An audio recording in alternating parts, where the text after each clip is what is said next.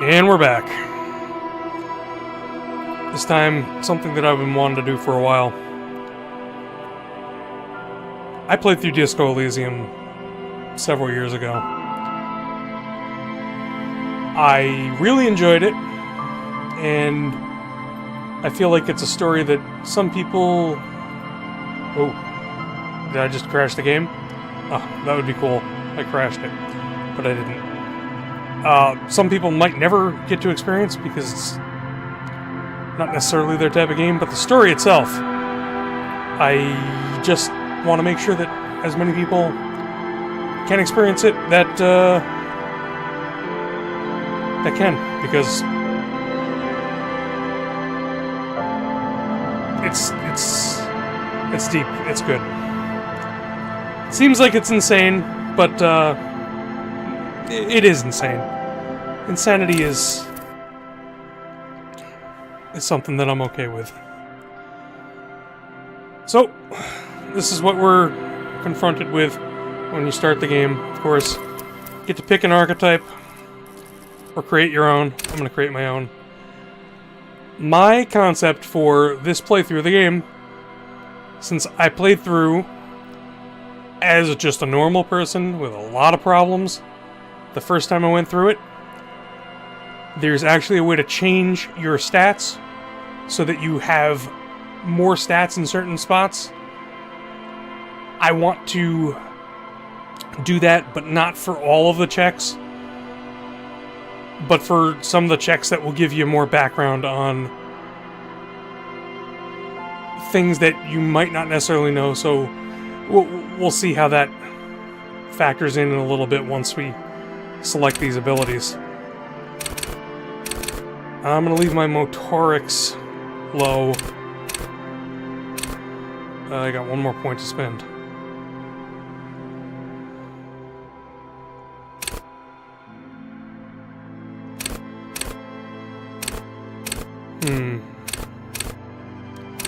Physique or psyche? Or intellect?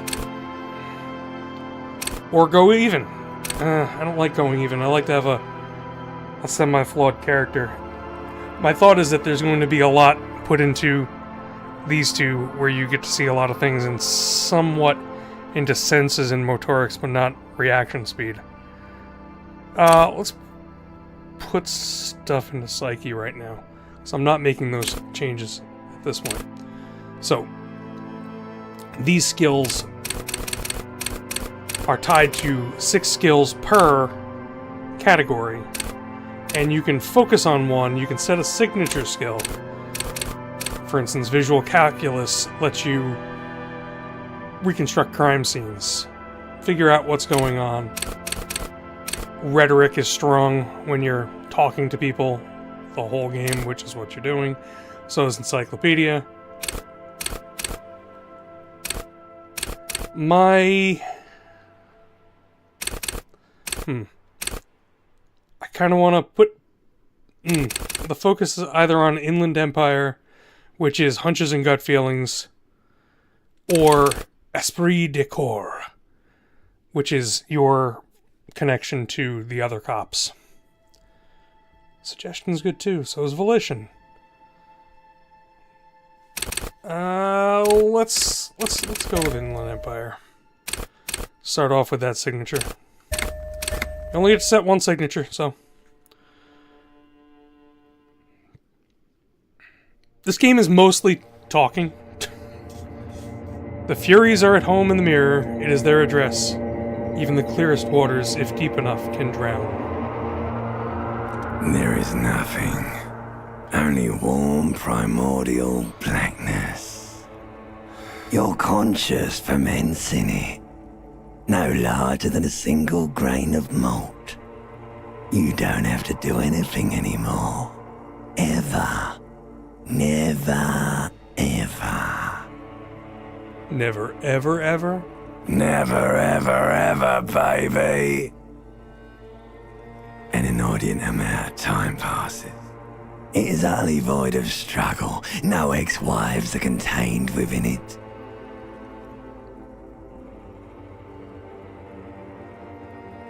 Give me some more.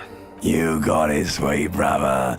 Nothing upon nothing upon nothing. How about you cough up some more of that sweet oblivion? Coming right up, sir. Smooth passage. Allons-y, let's go. All right. Nothing down to fuck all, borough. Return trip to the Silence, please. You want me to upgrade that to a one-way trip, sir? Ooh, ooh. Don't stop, keep singing. Sing me the song of death. The song of death is sweet and endless. But what is this? Somewhere in the sore, bloated man meet around you. A sensation. Oh, no. Like a fly to the ointment, your conscience sticks to it. The limbed and headed machine of pain and undignified suffering is firing up again. It wants to walk the desert, hurting, longing, dancing to disco music. You can take it. You're a champion.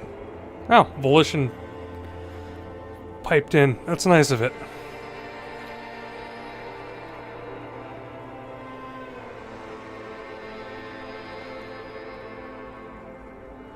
Huh.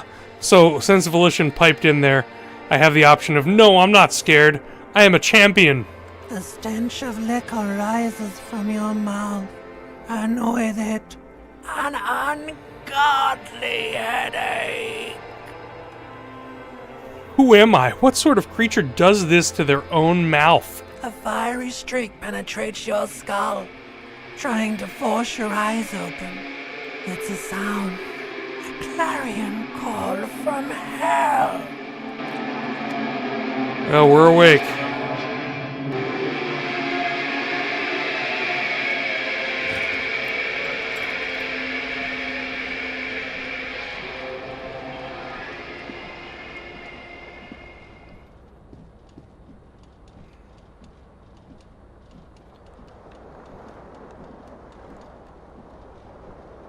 I played this on the Steam Deck the first time I played it, so I'm used to controller controls. Kind of. This magnum-sized bottle of Commodore Red is empty. This reel-to-reel tape player is still on, rolling empty. Looks like someone tore the tape out while the song was playing. Ooh, a shoe. I have my left foot shoe.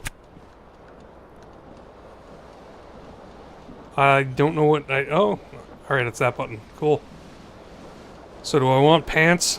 I don't know, I don't want pants. Who needs pants? This fan has two chain pull switches.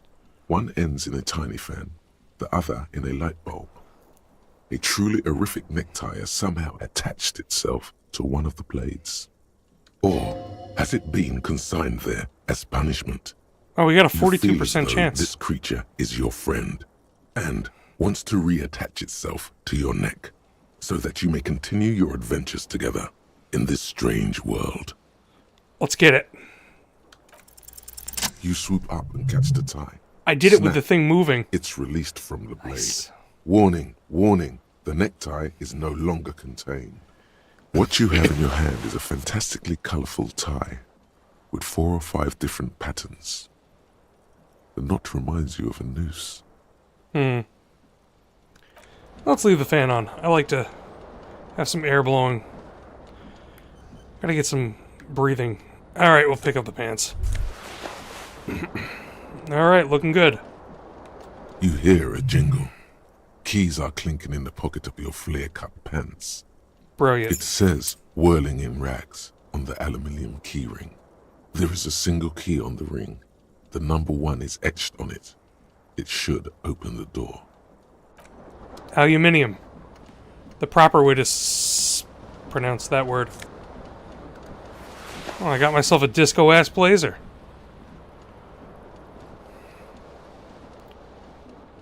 What's that?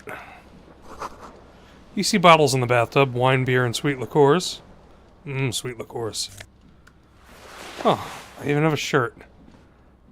Like a presentable person. A mirror hangs above a bent and broken sink. In a fierce discharge of masculine energy, someone has ripped half the faucet off. Hot water sprays from the base and steam covers the mirror. You cannot see yourself, just the outline of a man. Suddenly, you realize you have no memory of the face that awaits you there. Really? The soft vapor. Nothing? Really? Or recollection of the person you are, the people in your life, and even the world you're in has drowned in a sea of blood alcohol. This was no mere night of drinking. That's It was not a good. deluge of world-ending proportions. I don't know if you can see the portrait in the lower left-hand corner, but I look like some kind of sick, faceless clown. We're going to look at ourselves, because I like the way I look. I know As what you he looks like, and slowly reach your hand it ain't towards all the that surface of the dissimilar to this face, except I don't have the expression. Abort. You clearly have not thought this through. You won't like what you see there, and you will never unbecome it. I don't care. Behold.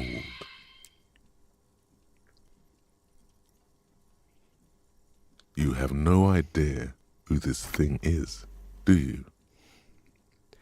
Of course I do. It's some kind of superstar. I think I'm a superstar. Or this is the face of a late-stage alcoholic. Both of those might be true, but let's go with superstar. It appears you're also dead. There's clearly rigor mortis on your face. Oh wait, is that an expression? Are you trying to make an expression with that face? Why? I think it might be because I'm a superstar. I'm not making it. The face is making it itself. Let's go with superstar. Please stop. It's horrible. You're scaring yourself. Okay, fine. I'll try to stop. Oh my God. You can't stop.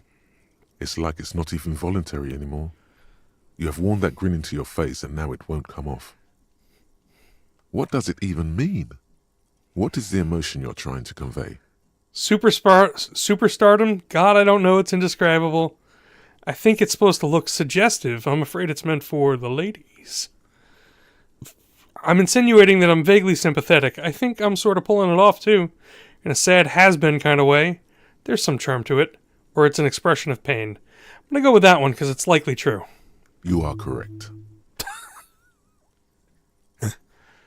Oh, man. I can try to locate the source of the expression. So, there are red checks and white checks.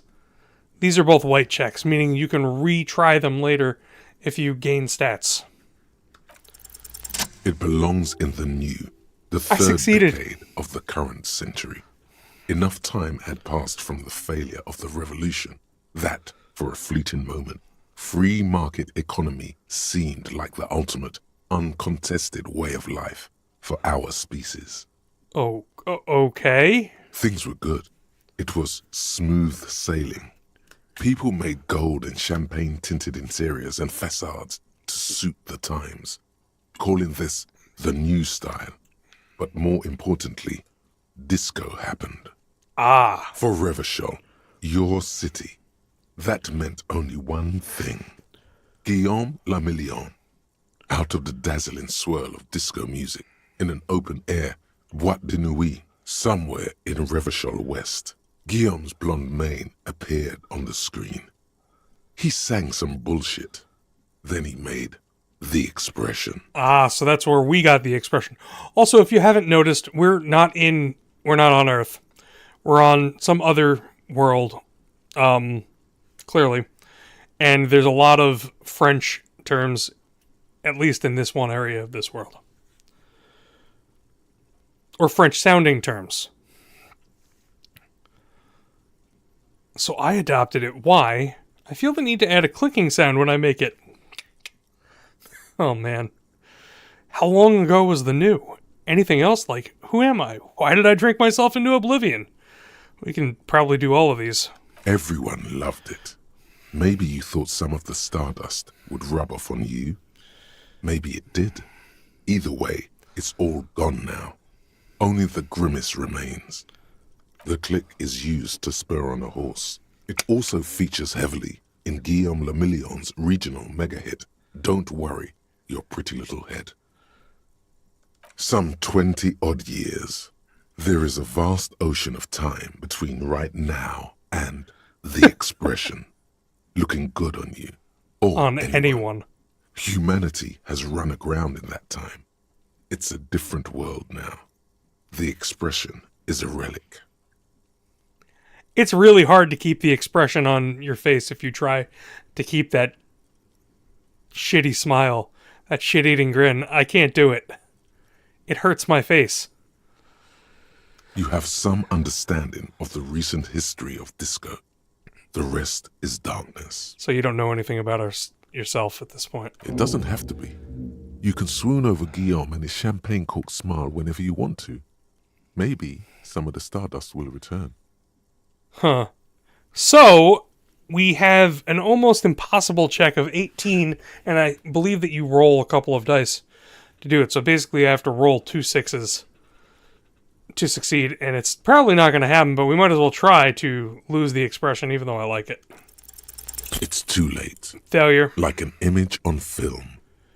The expression belongs to your primary motor cortex. It would take a minor neurological miracle for you to cease producing it. We can worry about that another time. I'm okay with this expression, and it's good that I now understand a little bit more about the world. So, this is what the gameplay of this game pretty much boils down to. The story that you wind up falling into is great. Cold wind blows in. The morning light hurts your eyes. It's hazy, but you see the ocean and some war-torn buildings. We can attempt to figure out what did this to the window. The shards We succeeded. face outward. Whatever broke this window came from the inside. Did I break it with my own hands? A fine web of scarring covers the back of your right hand, but none of it is recent. What did this then? More likely a projectile than a held object. There are no fragments on the floor from pulling a tool back in after impact. Wait, what am I doing? Something you've done before. Assess the size of the impact. It is too large for a bullet, yet too small for a piece of furniture. You're looking for something heavy and larger than your fist. The single green shoe you found fits the hole almost as well as your foot. It would have also been heavy enough if thrown with force.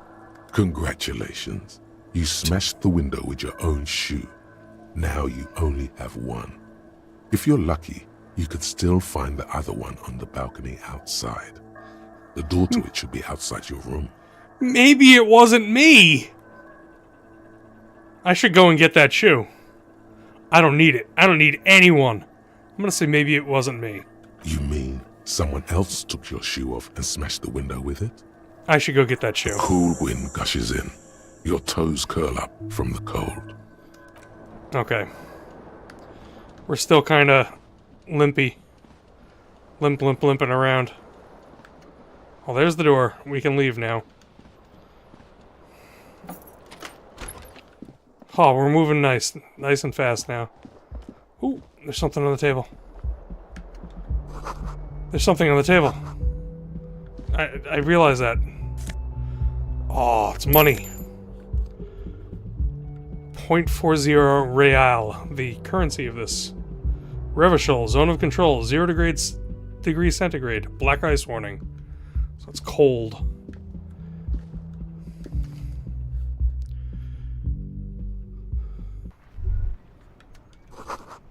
The smell of the sea makes you dizzy. My shoe!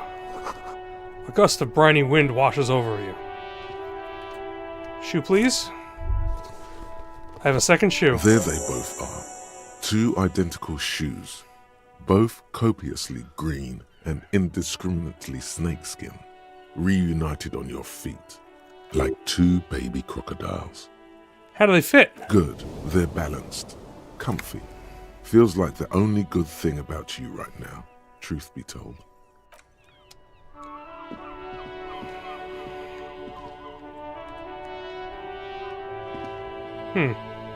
Actually selecting the doors... I have to remember the controls a little bit better. Okay. Hello, officer.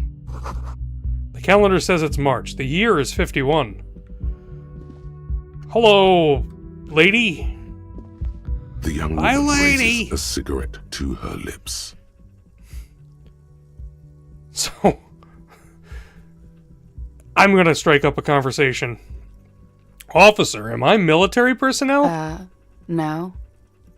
She seems perplexed by your question. There's only one solution to this. You're a businessman. Wait, I know, I'm a businessman. Chief executive officer, right? The young woman shakes her head slowly. Officer could be an artistic statement. You're already prone to those. Officer is my stage name, right? I can see myself as a middling disco artist called The Officer. Man, I never had that one pop up. No. You're a police officer, sir. The three choices are you sure, you're shitting me, or goddamn right I'm a policeman, and don't you forget it. Let's see how we're going to play this. How should our main character play this? I'm going to be crazy.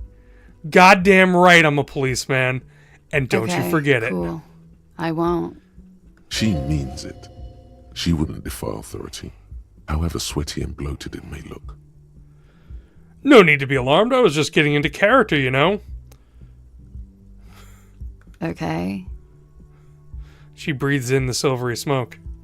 How did you know I'm a police officer? Sir, you've been here for 3 days. On official police business, as you put it. And what business is that? Couldn't say. In truth, so far, mostly drinking. Why don't I remember being a cop or anything else? Who in their right mind would let me be an officer of the law? Try the expression on her. Let her know that you want her, physically. That got a +1 from goddamn right I'm a policeman. I almost feel like I should try this and fail, only because it's hilarious. If I fail, please let me fail. The words have already Yes. left your mouth. I want to have fuck with you. What was that? That's not even how words are used. What did you say? Come on. Say it again. I said I wanted to have sex with you. No.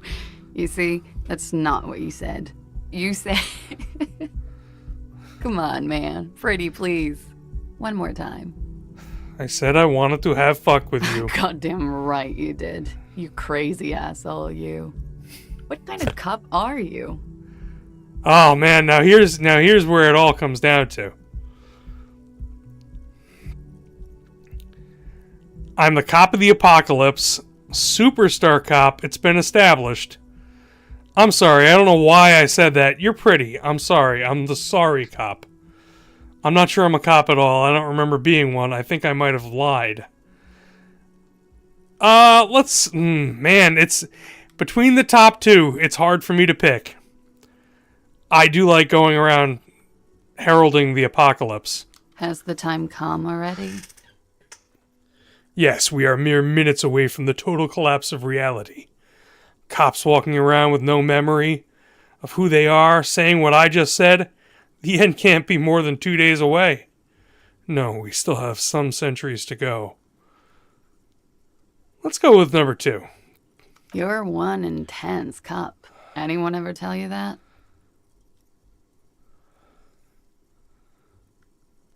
Yeah, I guess I'm pretty intense. I'm sure I'm usually less intense. I don't know why this stuff is coming out of my mouth. Or I wouldn't know. I have no recollection of anyone ever telling me anything.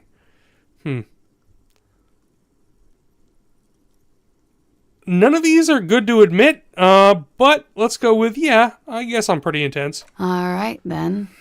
Looks like I should go and prepare for what's to come. And thank you. This has been delightful.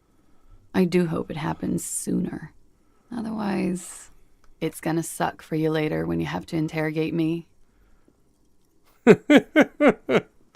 I set myself up for this, but I'm perfectly And for the okay with record, it. no, I didn't do it.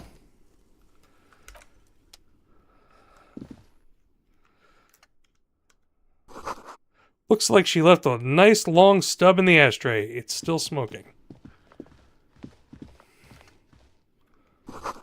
This is the weekend edition of the satirical newspaper, Trompe le Monde.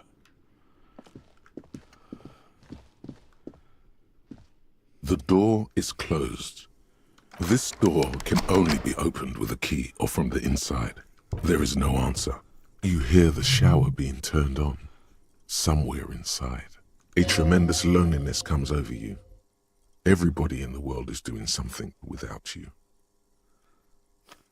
I'm so alone. Why are you doing this? Don't do this to me. Beauty, don't abandon me at all in this ugliness. Or swallow the emotion. The door is closed. Oh, this guy is an absolute wreck. It's the best part of this game. Where am I? Oh, it's panning over the whole whirling in rags. Also, this song. It's so good. Music for this game done by a band that used to be called British Sea Power. Currently, its name is Sea Power. They're just a regular band.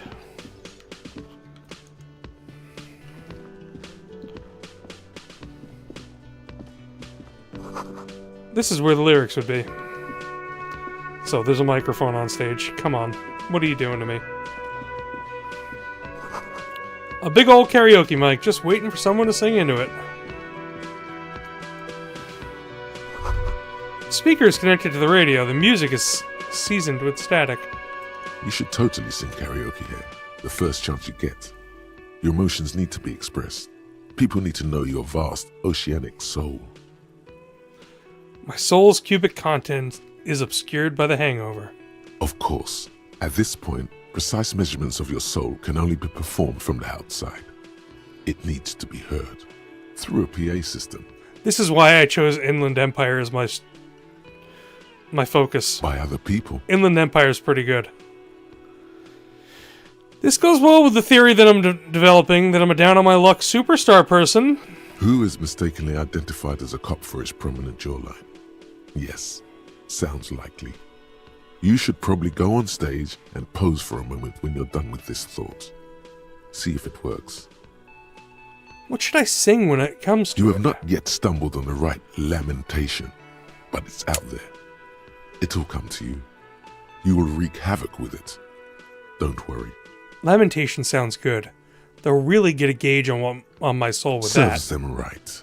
Wipe that smirk off their face with your sad, tragic song. Who's laughing now? No one. You have to find something tragic to sing first, though.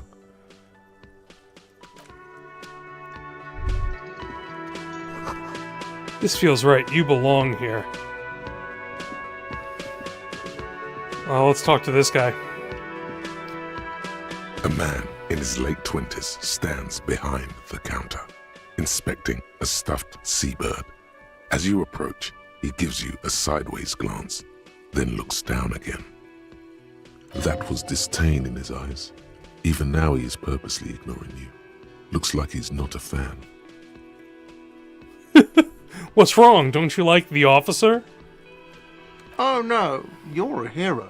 A real hero cop. Could the massive property damage upstairs have anything to do with this? Thank you, Logic. So not only am I a cop, but I'm also a hero? Yes, you are. A real decorated hero. What did I do? What did you not do? First you took the body down, then you solved the murder, then you didn't trash my hostel room. Maybe you even negotiated the strike. Oh my god. I did all of those things? I'm guessing I didn't do any of those things. Or I do not appreciate your tone. This is no way to talk to an officer. Am I going to be that kind of cop? I don't want to be that kind of cop. I'm guessing I didn't do any of those things. You're right, you didn't, and it's only taken you 3 days not to. What have I been doing all that time? Have you seen me around? No, I haven't seen you around. I'm not always here. He looks down again, keeps plucking at the bird. A competent work of taxidermy. The white and brown seabird lies among piles of coasters and drying mugs. One of its wings broken. The man is trying to mend it. Looks like the bird was ripped off the shield that was used to mount it, most likely on a wall. Something about it makes you feel bitter. Uh-oh. What happened to the bird? Look, your buddy is over there. He looks at the doors where a man in a bomber jacket is tapping his foot on the floor. Why don't you go and talk to him, okay? What do you mean, my buddy? He pretends not to hear you, concentrating on the bird instead. Are you the bartender? No, I'm not the bartender. I'm the cafeteria manager. So what's the difference? You look like a bartender, or understood? You look like a bartender. That period of my life is over. Not everyone who stands behind a counter is a bartender, okay? I'm the cafeteria manager. What's the difference? I have 3 cafeterias to manage. 3. Sylvie tends the bar here, not me. I'm only standing in. Where did this Sylvie go? She just, you know... There's something there, and it's not good. That's all you know for now. Alright, we'll follow up on that Sylvie lead later. The menu has been wiped clean. Only the word Monday is written on it. Nosafed. It's a healing item. This is the water cooler. A large bubble is rising to the surface. A soft purr of an electric juicer comes from the kitchen. Someone is working. The door is bolted. A sign reads, "Kitchen reserved for personnel until 1300.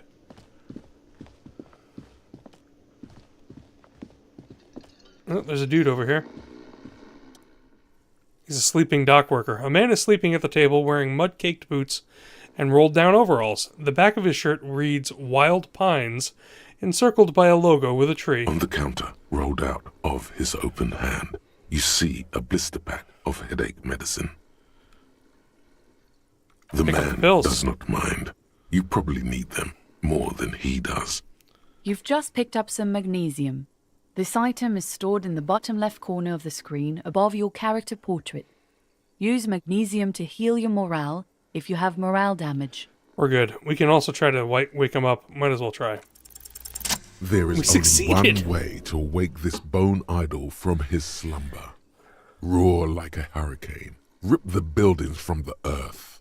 Wake up! This is an order! I am the law! Or no words, just a primordial scream. Why the yelling, man? The 30-something man slowly lifts his head and gives you a pensive look. You're alive? You looked out for a long count there. Wait, what? I was just sleeping. What do you want, officer? Officer, even after a rude awakening, this dock worker respects the police more than they usually do, at least.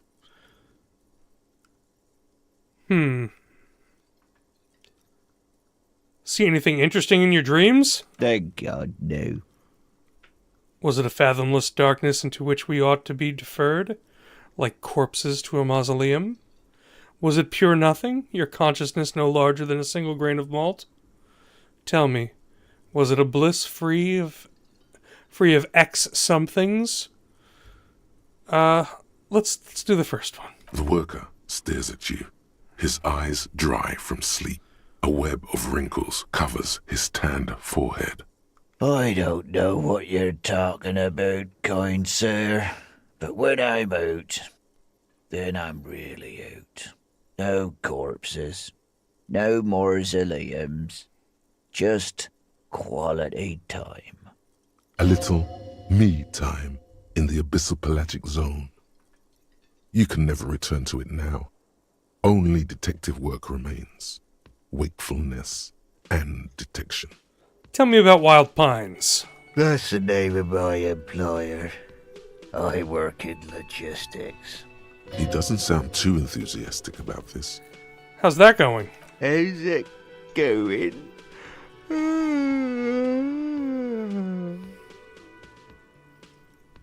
Haven't you noticed what's going on outside? I've almost never been outside of this building. Good. We're in the middle of a strike down at the harbour, trying to force some sense into the executive board of Wild Pines. For one, I get you some more shut-eye in the mornings. Right to work, right to sleep, I say. Why are you sleeping while all the others are striking? Nate got it. Majoret's got it. He's guarding the gate. I just getting some sleep. Or was. Who's behind organizing the strike? We are. The workers. The union. We know what we need. What's right for us. You mean there's no leader? Okay. I guess there's also Everard. He's in charge of the union. He's smart. Knows how to negotiate. He's got our back. Yours? Points at the bottle of spilt rum. Indeed. Help yourself to some. Wait. No. Oh, it's empty. Sorry about that, pal. The dock worker doesn't answer. His head is already back down on the table, in sweet sleep. I don't think I've ever succeeded in talking to that guy when I first played through the game. Bottle of rum has been knocked over. Beautiful dark liquid is spilling out. Well, to the task at hand. A sign reads, Mess Hall reserved for Union members. Doors open at 1600. This royal pinball machine is unplugged. There's a lady, and there's a guy. Let's talk to the lady. Hello, sweetie. You shouldn't keep your colleague waiting. Sorry, we'll talk to the guy then. A bespectacled man in an orange bomber jacket is tapping his foot on the floor. Looks like he's waiting for someone. As you approach, he narrows his eyes and extends his hand in greeting. If an assault were launched on this building right now, if the windows came crashing down and the whole world descended upon you, this man would hurl himself in death's way to save you. You are sure of this, but why? Hold on. Who is he to me? He is your half-brother. Shake his hand. Hello. I'm Kim Kitsuragi, Lieutenant, Precinct 57. You must be from the 41st. You realize he's waiting for your name. This is your chance to come up with a really good name for yourself. Get creative. Conceptualize.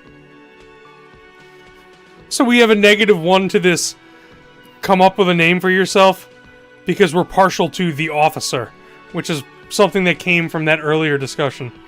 Hilarious. Just call me officer. Just call me Snake.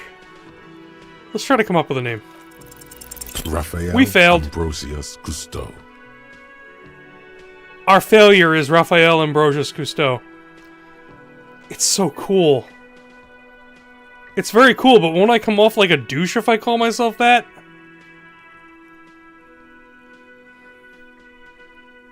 You instinctively run your hand over the multi-patterned silk of your tie. Its slickness gives you comfort and reassurance. Thank you, horrific necktie. Don't worry! Raphael Ambrosius Cousteau is one classy name for one classy cop. So, since we got the horrific necktie, and our inland empire is high enough, the horrific necktie will talk to us. That is the horrific necktie's voice. My name is Raphael Ambrosius Cousteau. Yes, well, He doesn't even proceed. He doesn't even process what you just said. Just moves on. it looks like we had a little scheduling error on Sunday. Saturday too, actually. Have you had time to talk to the manager here? You mean him? Yeah, I just talked to him. If you don't mind, we should talk to him again. Ask him for a rundown of the area. Now that I'm here as well. I understand the scene is out back, right? It also wouldn't hurt to assure him the police are finally here. In full force, I mean. Have you mapped out the initial interviews? Yes, the police. I'm aware that I'm a policeman. That's a terrible response. I'm going to say, what interviews? At the 57th, we like to prepare an initial list of persons of interest, and then just skim the surface. Prepare the field, get to know the players. You don't do that? Maybe it's not an inter-district practice. Yes, I have. Good. But even if you haven't, we'll have time for that after we take a look at the coroner's case. Have you removed the dead body from the tree? Look, man. Yeah. Does that mean the body is no longer in the tree? I don't like dead bodies. Sure. But did you take it down from the tree? Dead body? Completely. Completely. Does that mean you took the body down from the tree? No. So, the body is still in the tree. This is the first time you detect a weariness in the lieutenant's voice. It is obvious he would have preferred for the body to no longer be in the tree. Yeah. Where it has been hanging for 7 days straight. Oh, God. We should go there as soon It's as we are terrible. done talking to the owner. How can you be so sure I'm from the police? I was sent here to meet a detective from Precinct 41. You have the insignia of the Citizens Militia on your sleeve and on your back. I suppose you could be impersonating him. You could have gotten the insignia from the black market or forged it. But for now, I'm going to set those possibilities aside. I'm not from the Inspectorate General. You said insignia. These were white rectangles, you mean? Yes, But they're just white rectangles. they're not just white rectangles. They bear a halogen watermark with the letters RCM and a pattern resembling the street grid of Revachol West. Huh. I would ask you to step into the headlights of my motor carriage, but again, it's none of my concern. I just need you to do your job. But shouldn't I have a badge or something? You mean you don't have a badge? It was not on me when I woke up. Losing your identification card is a serious matter. My vehicle has a shortwave. You can use it to report your badge missing. I would advise you to locate it as quickly as possible. But getting the body down should still take precedence. But I can't remember anything. I can see you drank last night and the night before, and that you are still drunk now. But I have seen officers go through worse. Much worse. If you need something for your headache, there is a general store nearby. But as I said, the dead body should be our number one concern. Let's roll. After you, officer. Lieutenant Kitsuragi is now in your party. You can talk to him whenever by interacting with him. And we're going to do that because Yes? he's awesome.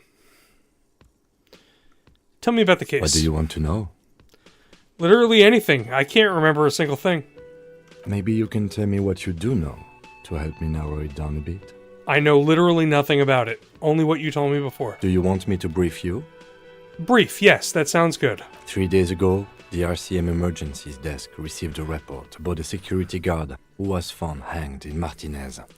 An anonymous caller said there was a dead body behind the Whirling in Rags hostel cafeteria.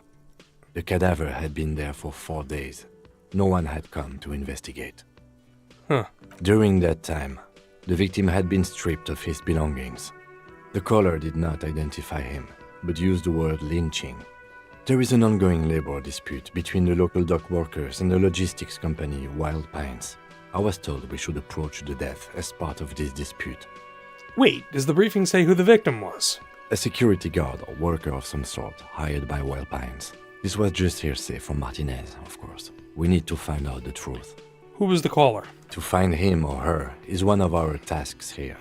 For now, all we know is that the tone was muffled, using a device of some sort.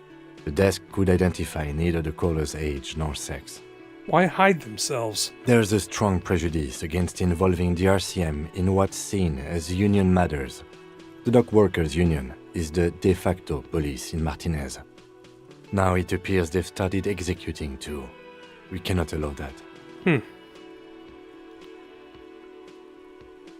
We'll do this. What is the RCM? That's us, the Revachol Citizens Militia. We're the police in this city. Of course, I understand everything. Just to now. be clear, we are police officers. It's our job to find the killer. That's the case. Uncover and arrest the killer. Would you say this is a mysterious case? No, it's not a particularly mysterious case. Why The not? deceased is a security guard for a corporation involved in a labor dispute. It doesn't take a DeLorean polymath to put the pieces together. I just don't see the case getting more mysterious than that. I was thinking something otherworldly might be involved. You know, something supernatural. White male in his 40s, what more do you need? Personally, I think labor disputes are very mysterious. I'm gonna go with the supernatural. I can assure nothing like that will happen. Do you know why not? Are you sure? I think something's happening already. No, something isn't happening. Because it's not part of reality. So desperately mundane. You need to funk this case up.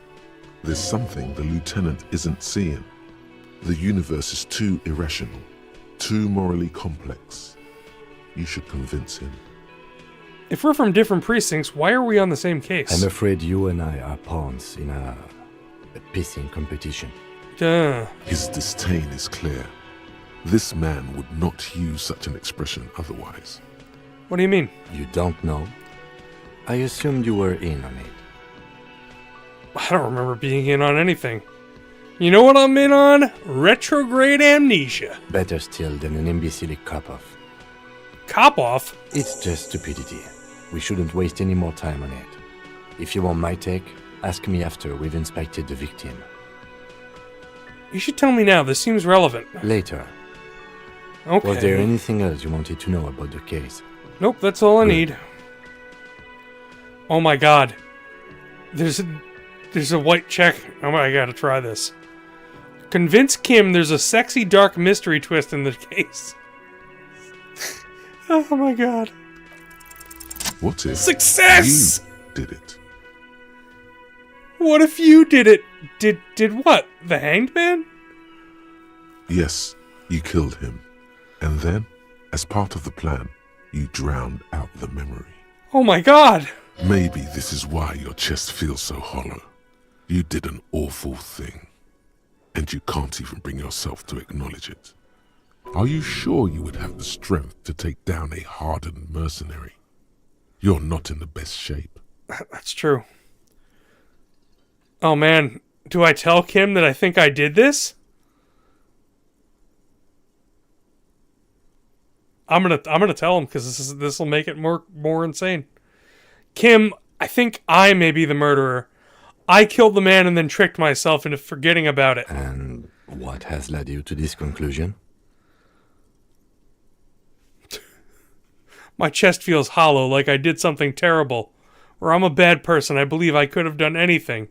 Let's go with my chest feels hollow. That is a common side effect of overindulgence. It will pass. So are you saying I didn't kill him? I find that highly unlikely. It's not unusual for detectives to feel complicit in a crime until the perpetrator is apprehended, especially when the investigation is dragging. So let's get back to it, shall we? Okay. I think you should know that I can't remember anything. No response. He just arches his brow. I must repeat this. I don't remember anything. There was heavy drinking involved. Have you tried concentrating on something other than your personal affairs? There is a sudden, harsh edge to his voice, like he's tired of hearing about your personal affairs. What's wrong with personal affairs? Not a fan. It's just the nature of lieutenancy. The RCM deploys a self-styled structure called the Decomptage as its chain of command. Every lieutenant is responsible for 2 sergeants and 8 officers. That means the average lieutenant has to deal with quite a few personal affairs. Even you know this. What should I concentrate Try on? work. The case at hand. It can work miracles. But I'm completely lacking in basic information about even this organization we're in. Can you help me? Fine. We should get through this day first. Off hours begin at 9 p.m. If you're still having trouble then, I can give you an orientation. Okay. Focus on other people's troubles, not your own. That is a relief. Hello? I feel, yeah, okay, A forget it. moment passes. The lieutenant glances at the sports watch on his wrist. I want to talk about you, Lieutenant Kim. Me? I don't see how my life is pertinent to the investigation. We'll work together better if we have more rapport. That's a fair point. All right, for the good of the investigation, what do you want to know? This is Disco Elysium. That's You're wearing correct. glasses. That's You correct. feel a slight urge to put the lieutenant down for this, but you can't quite muster enough testosterone.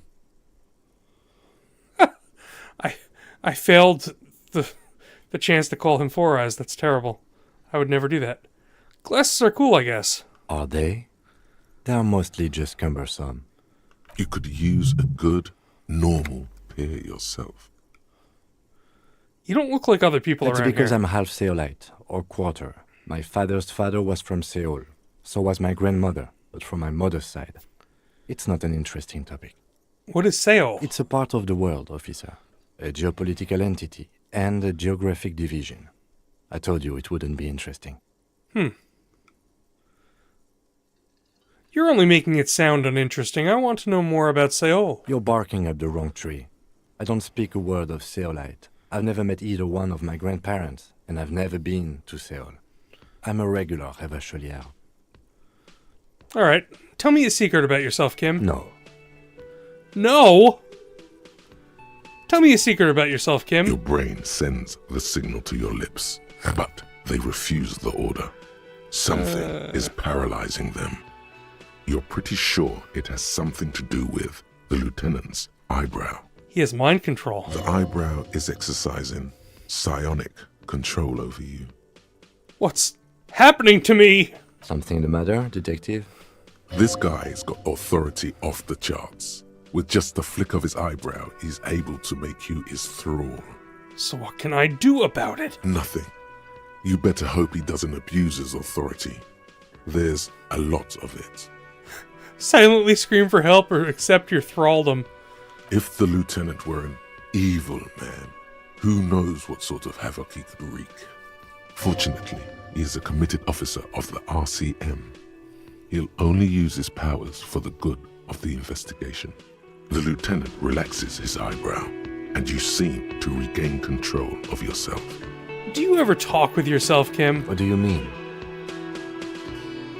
You know, when you're thinking, do you ever have conversations with, like, your brain? I have no idea what you're talking about.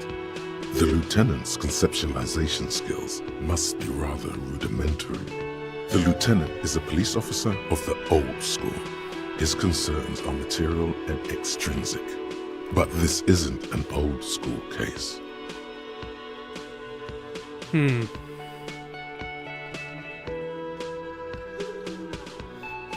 So you're saying your brain never chimes in with advice or warnings or anything. I'm gonna say, I get it, you're one of those old school detectives. So what? That makes you the new school? God spare us.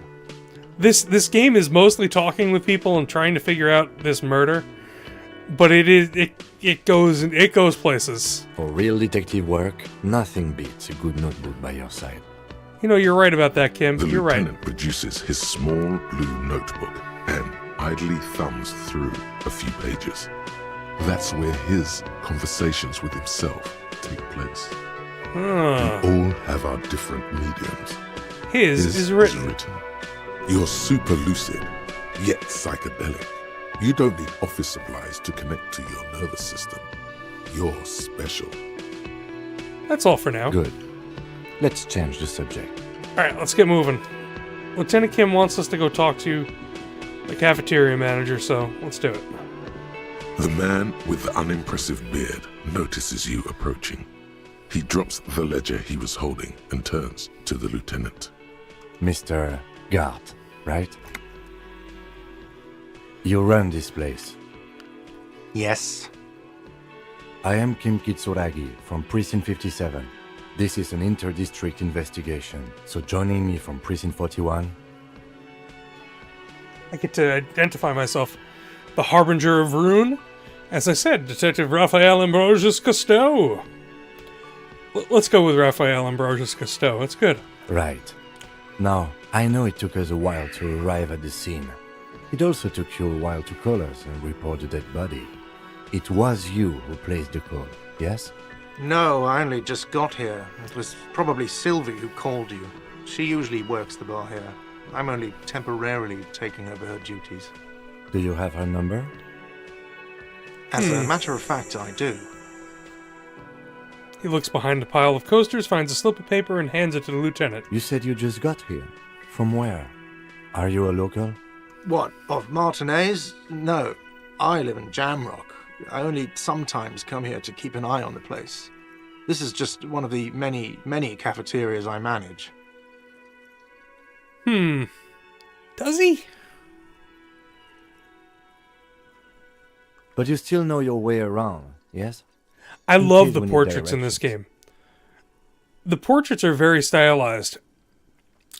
This guy who's got his portrait is up now, Kim, Lieutenant Kim, his portrait looks like a religious icon. Like he's got a halo behind his head. Because he is, quite honestly, the best character in the game, so. Yes, I know where some things are, but as I said, Gark I kinda don't does. live here. It's the I hair. just used to work here, and I'm not going to start working here again, if that's what you think. Wow. He I really didn't doesn't like imply this that. place. Detective, Yes. I have everything. You? Oh, you mean do I have questions? Yes, he means, do you have questions for me, like a police officer would? Where exactly is the body? Behind this building, there's a courtyard. They hoisted him up on a tree there. And how do we get there then? That's easy. See that door there? First you exit through that. Then, to your right, you should see a big hole in the fence. A really big one. You can get to the courtyard through there. No need for the keys. The hole is big enough for the Franco-Nigerian cavalry to fit through. Does he Wonderful. want you to feel guilty of making that hole? It's implied in his voice. Who killed him? I don't know who killed him. I'm not the police. That's your job. Did you kill him? What are you, crazy? Of course I didn't kill him. Why did Sylvie go She went away? away because none of your business. This is the second time you've avoided the subject. Oh my god, what is your obsession with this Sylvie person? Get over it. Maybe it's he who's obsessed with this Sylvie person. She went away because extra fine. Oh my... Maybe it's he who's upset. Let's go. That's all. Not so fast. You owe me 130 real. I want to say. Oh, I can't save. No one is saying the multi-pattern necktie you found tied to the ceiling fan can talk. No one. Oh It my must god. be The merely tie. Imagination. Let's bail! Time to push the eject button! Sounds like a responsibility! You don't like those! Oh my god, tie. What's real? Oh, excuse me. You owe me 130 real. The IIR, or Inter-Isolary Real, is the global reserve currency. Whatever part of the world you're in right now, it's safe to assume he means you owe him some money. By real, do you mean I owe you some form of street cred? No, you don't owe me street cred. You owe me money. You owe this establishment 130 real. Who does that clown think he is? Arrest him! Did I just hear my tie speak to me? Twice? No one is saying that! No one is saying that Ty can talk! That would be ludicrous! It's just that you should arrest him! It would be wiser! He wants to take your money! Great advice. I'm considering it. The lieutenant looks at you tugging on your garish tie. He puts his hand on your shoulder. If you don't have the money, it's okay. None of us are in this for the wages. That's cop 4. I haven't offered to pay because I don't have any money either. What do I owe this place for? Let's see. 3 nights at a tariff of 20 real comes to 60 real. Then there's the window you annihilated. The hole in the window was the first thing I saw when I came to work. So don't try to tell me you didn't. That will be 40 real in damages. Another thing you've annihilated is half the bar. You've run a tab of 30 real. Actually more, but we'll round it down to 30 for your hard work maintaining the stability and order of Revachol. That's 60 plus 40 plus 30 equals 130 real. And yes, real is still money. But what exactly is money? What are you, a philosopher? Actually, I might be. Money is what grown-up people use to pay for things. Things like this hostel room, or 8 bottles of potent blend, and 9 packs of Royal Extra.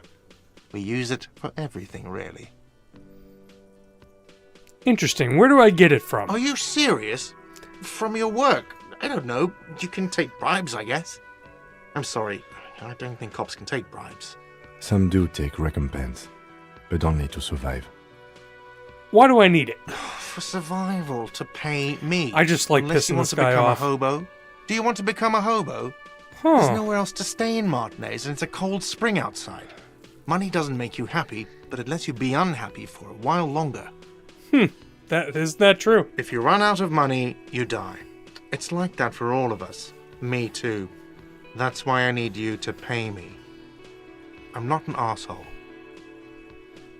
I found some coins. Is this money? Yes, it is. 10 plus 10 plus 20 equals 40. I'm now down to 90, right? No, you see, that's 40 cents. Cents are a form of currency 100 times smaller than the real. I'm not even going to take this. Come back when you have 130 real. 100 times smaller? Yes, But that's horrible. it is. Isn't it evil? The order of magnitude between what is asked of a person and what they have. Darkness rides. It does, doesn't it? There's a shuffle of nylon as Lieutenant Kitsuragi looks for something in the pockets of his orange bomber. You're under arrest. You can't arrest me. I haven't done anything. Apparently I can. 72% chance. Come on, we can do this. The words leave Failure! your mouth as if walking up the stairs. Everything is going fine until you reach the end and take one step too many. I fucking, can, bitch! Oh, so apparently I'm a bitch now. Okay, I'll be the bitch, and you'll be the broke cop who owes me money. And no one will arrest anyone because that's insane. How's that? The last comment that I have is the guy in purple looks like Charlie Kirk. And I said, yeah, maybe it's the hair. Sir, leash in your tongue. Huh. Oh, Twitch has been doing that to me too. Recently. The words nail the cafeteria manager to his place. Unmoving, he stares down at the counter with his cheeks reddish. Officer, you need to contact your station. Ask your people for assistance with the money you owe this place. There is a shortwave radio in my car. When you get the time, use it.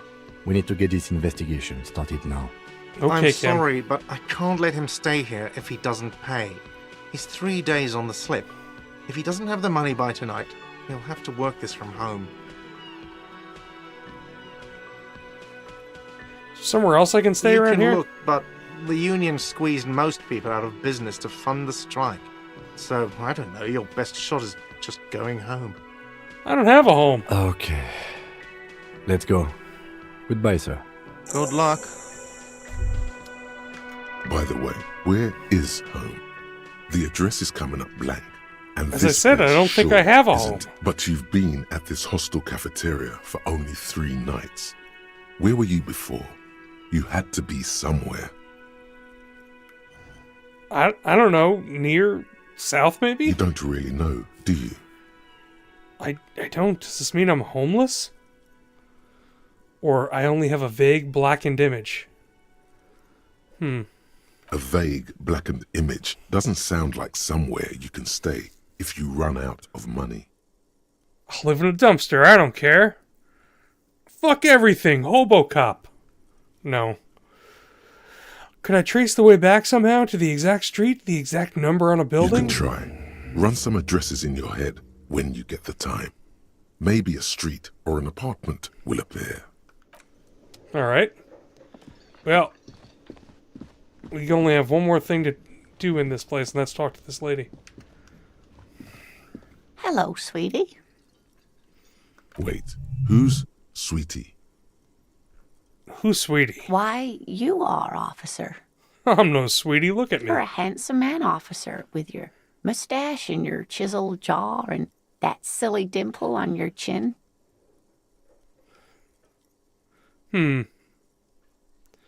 Thanks, I appreciate You it. must forgive me.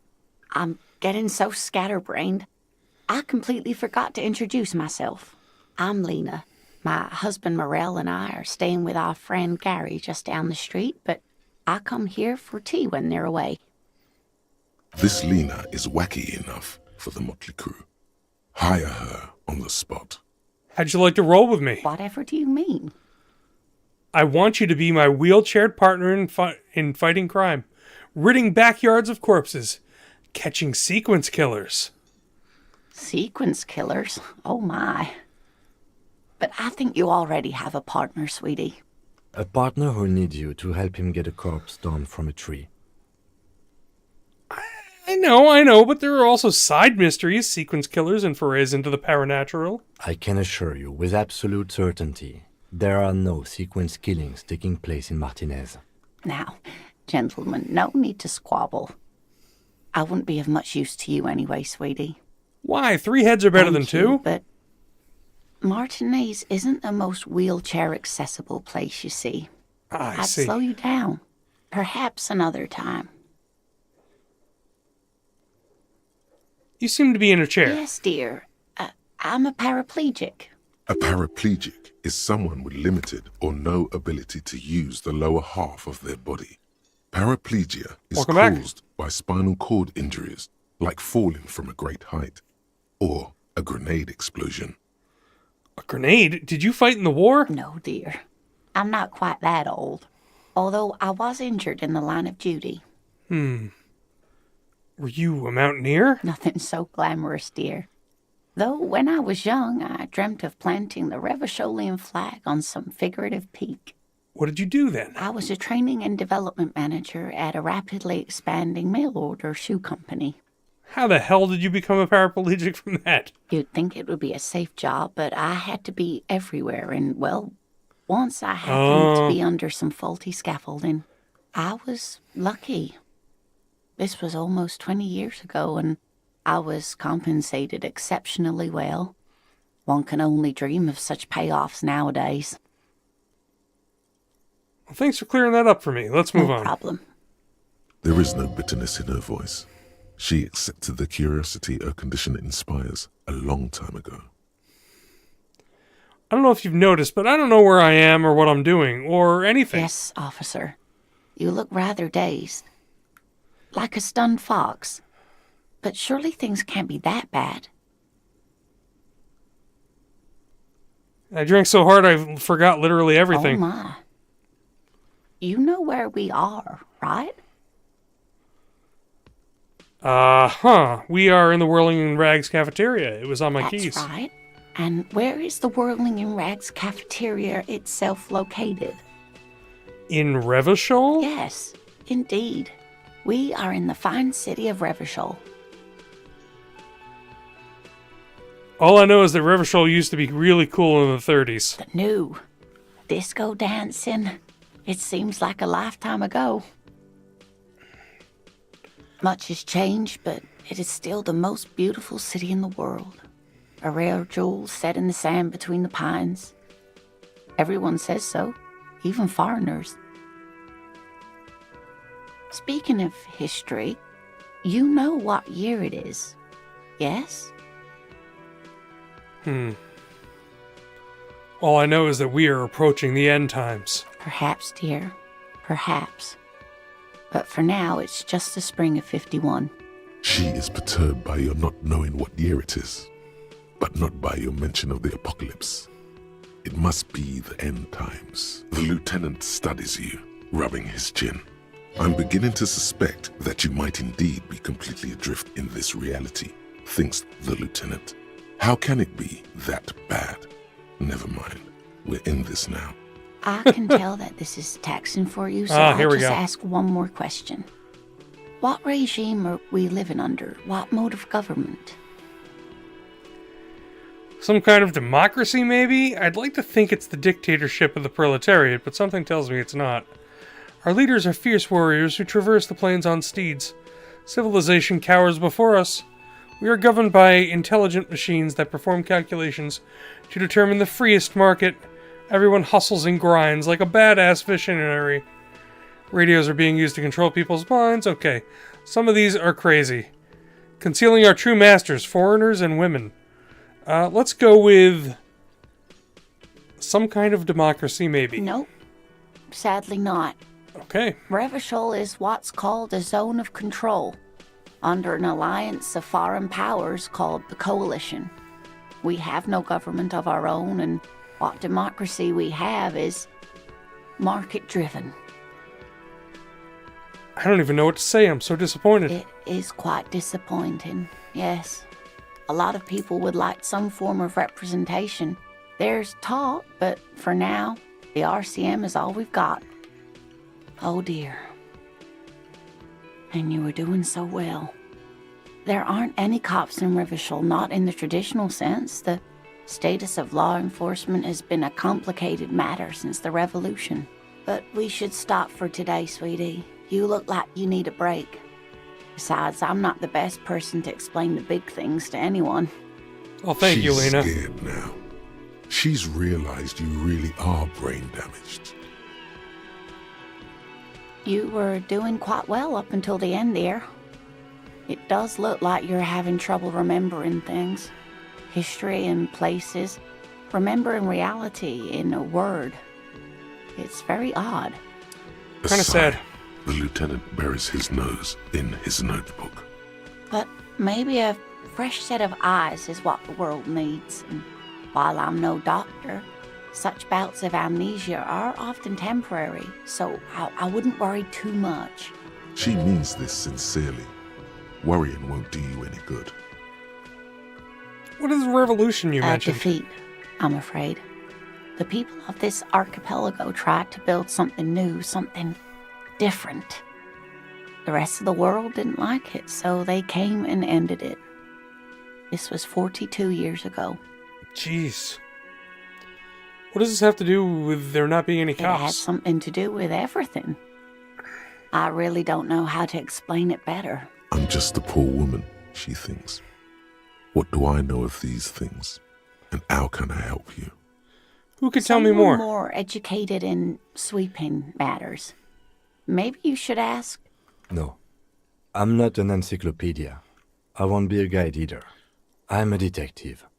Of course. Then I don't know. I'm not going Someone to hit rich, this maybe? poor lady up Wealthy for people are educated. Of course, dear. money. Alright. We're finally going outside. And we're going to talk to the first person that is around. And then we're going back to that body. The street sign reads, "Fuck the police." Nice. The RCM in Martinez. What can I help you with? You sound We surprised. don't see a lot of police around here. That's I all. have some questions Of for you. course.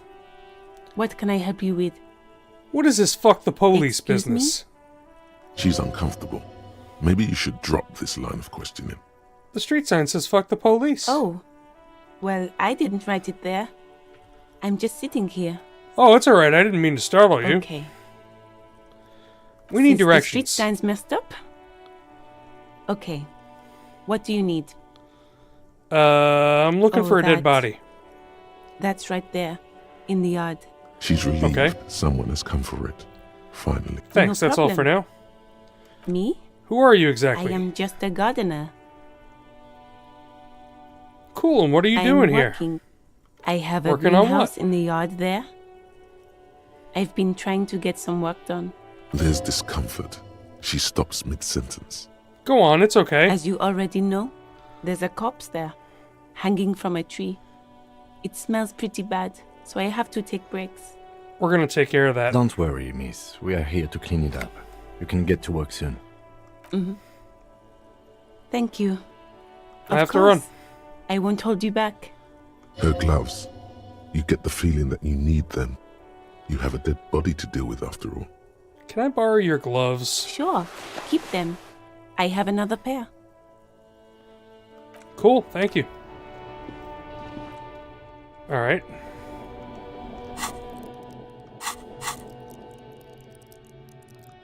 I don't remember the button to... Well, X gets you here, and then... Ah, there it is. Let's equip them gloves. Those stylish, giant yellow gloves. Oh, that's right. We can start internalizing thoughts as well. So we've got 2 now. Guillaume Le Million, which reduces your logic while you're doing it. Lonesome Long Way Home, which increases your encyclopedia while you're doing it.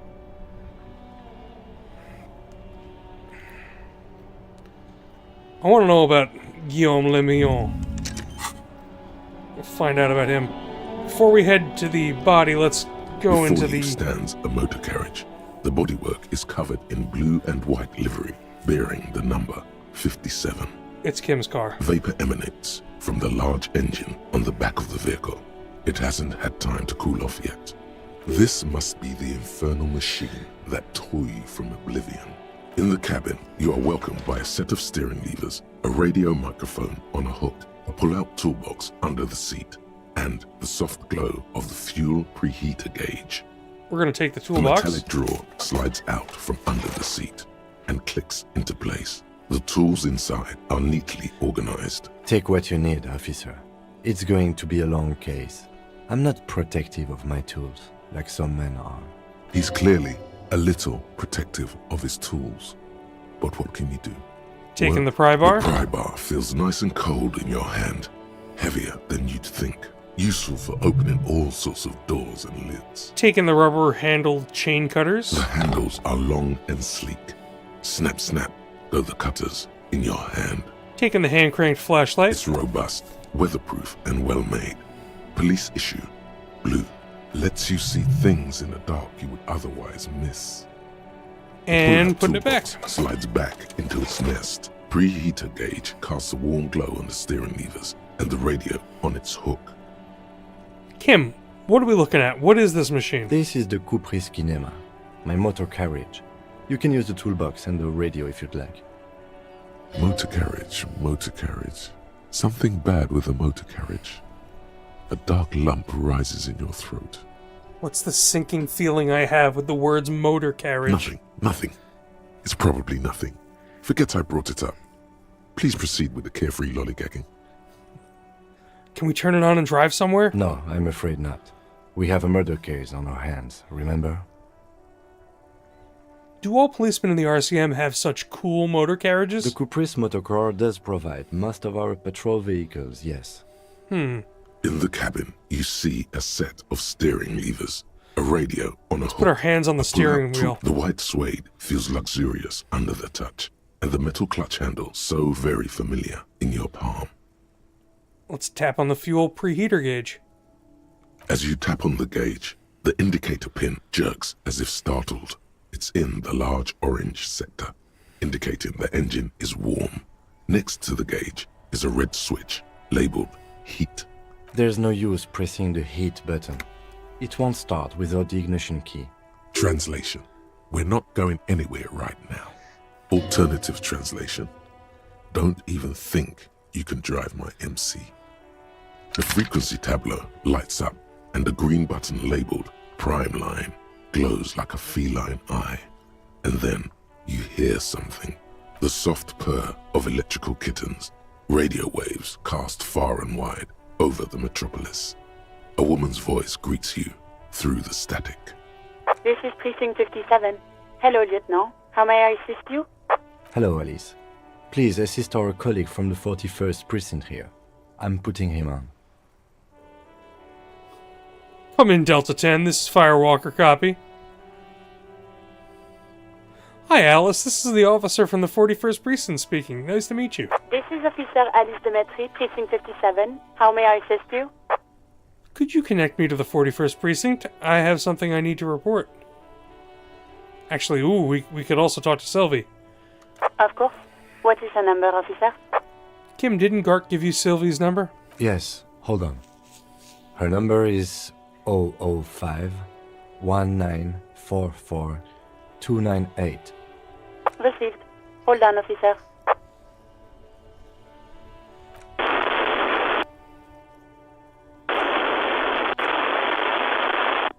Let's wait. Lieutenant Kitsuragi slowly begins to tap a little rhythm with his right foot. Quite a lot of time has passed.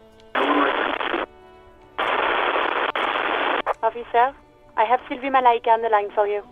Yes, hello? Hello, this is the police calling. I have some questions for you about your last days at work. Oh, right. Hello, officer. What can I do for you? You can hear resentment in her tone. She's not thrilled to be talking to you again. Ooh. There is no resentment in her tone. She wants you to ask her out. No question about it. Oh, electrochemistry, you are so wrong.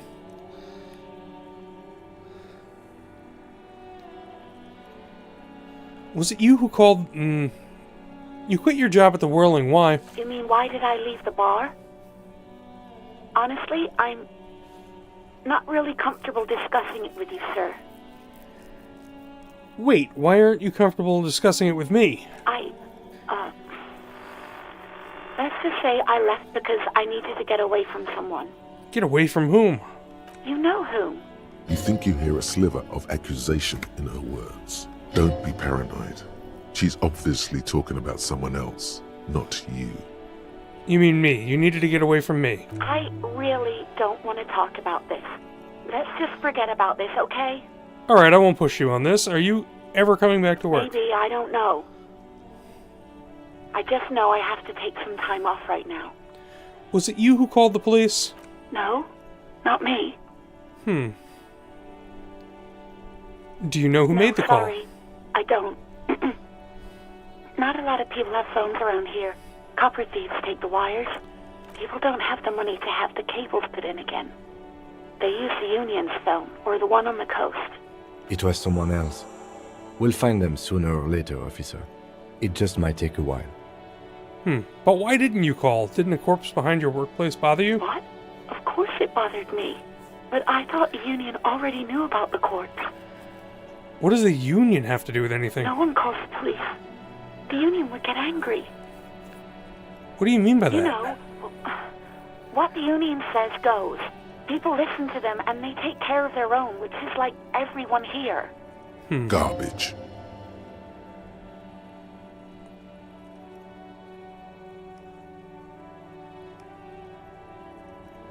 I'm gonna say, wait, Kim. Is she speaking the truth? Is the Union the law around here? Legally, no. In reality, yes. Martinez is de facto policed by the Dock Workers Union. Words are not necessary to feel the lieutenant's discontent for the situation. Tell me, why exactly did you let a corpse hang in your own backyard for a week instead of calling us? I'm not gonna say that. Not yet. Looks like there's a limit to my authority then. Now I'll say that. I didn't want to get in trouble with the others. Push her further. Show her the error of her ways. Authority is a real ass. No, don't push her. It sounds as if she's about to cry.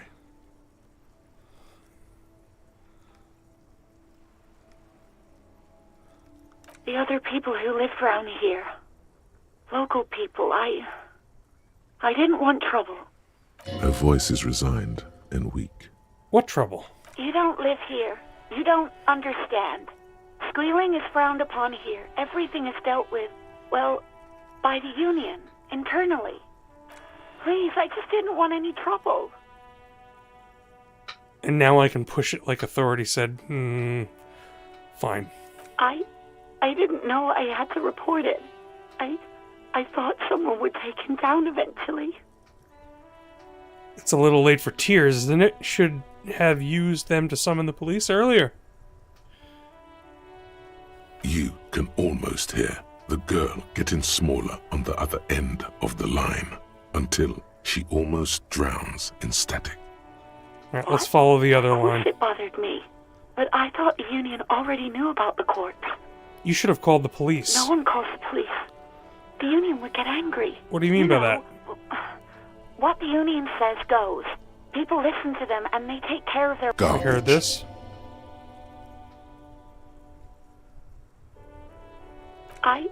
Push her.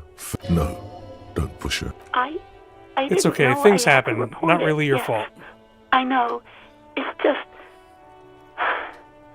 Okay, What? next question. Okay. Hey, do you want to grab a cup of coffee with me sometime? No, absolutely not. Boom! Damaged morale. I deserve it. Thanks, I think I got everything I need. Hope so. Please, don't call me again. Bye. Okay, so I got 2 negatives. You made her cry earlier and you asked her out. But I can try to do some kind of empathy thing. Let's do it. It's a red check.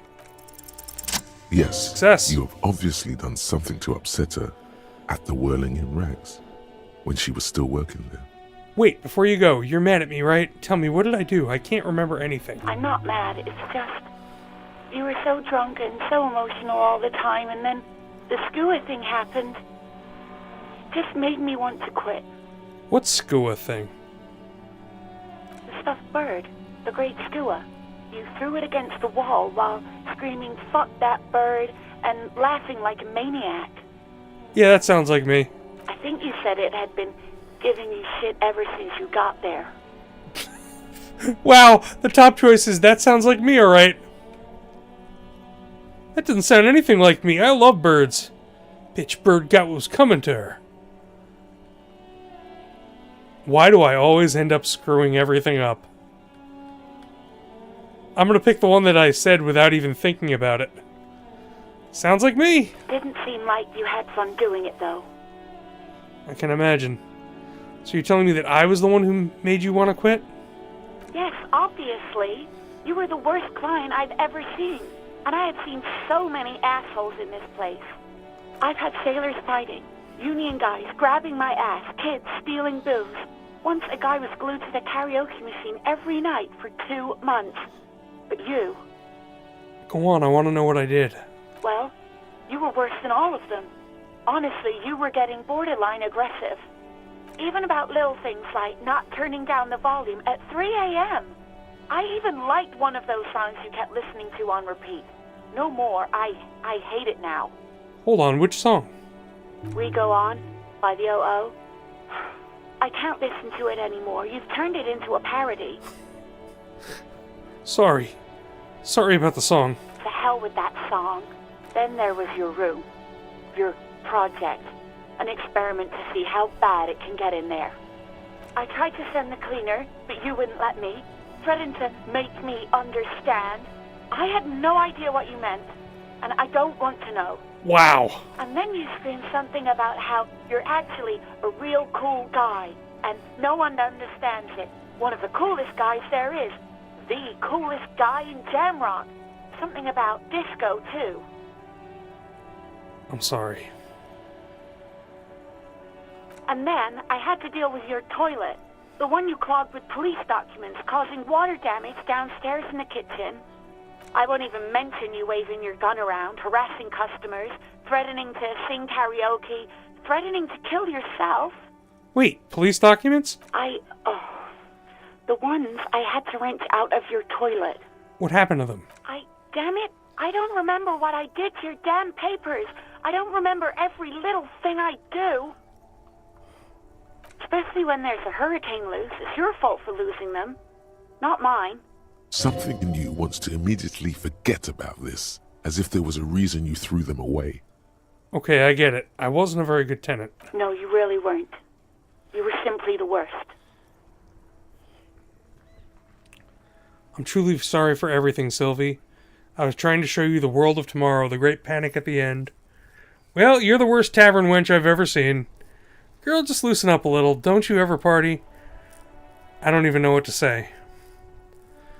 Well, I am sorry. God, I knew I shouldn't have brought it up. Just try not to call me again, and let's pretend it never happened.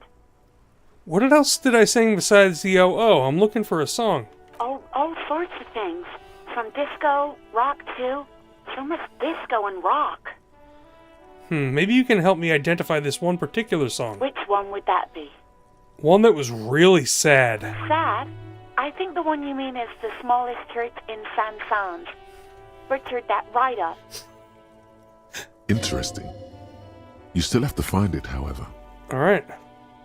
Thank you for talking with me. Take care. You hear a sigh of relief on the other end of the radio. Wordless, the call breaks. Then, the already familiar voice. Anything else I can help you with, officer? Alright, connect me to my precinct. Just a second, officer. 10-2, 10-5. This is 41st. Come in. Over.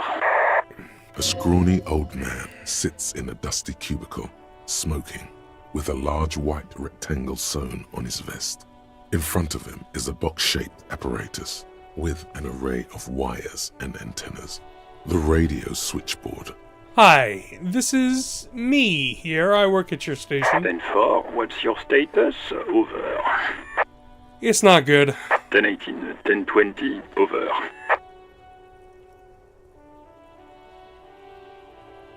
Can you repeat that? 10-18, 10-20, over. Can you please just talk human? These numbers mean nothing to me. State your message, sir. Over.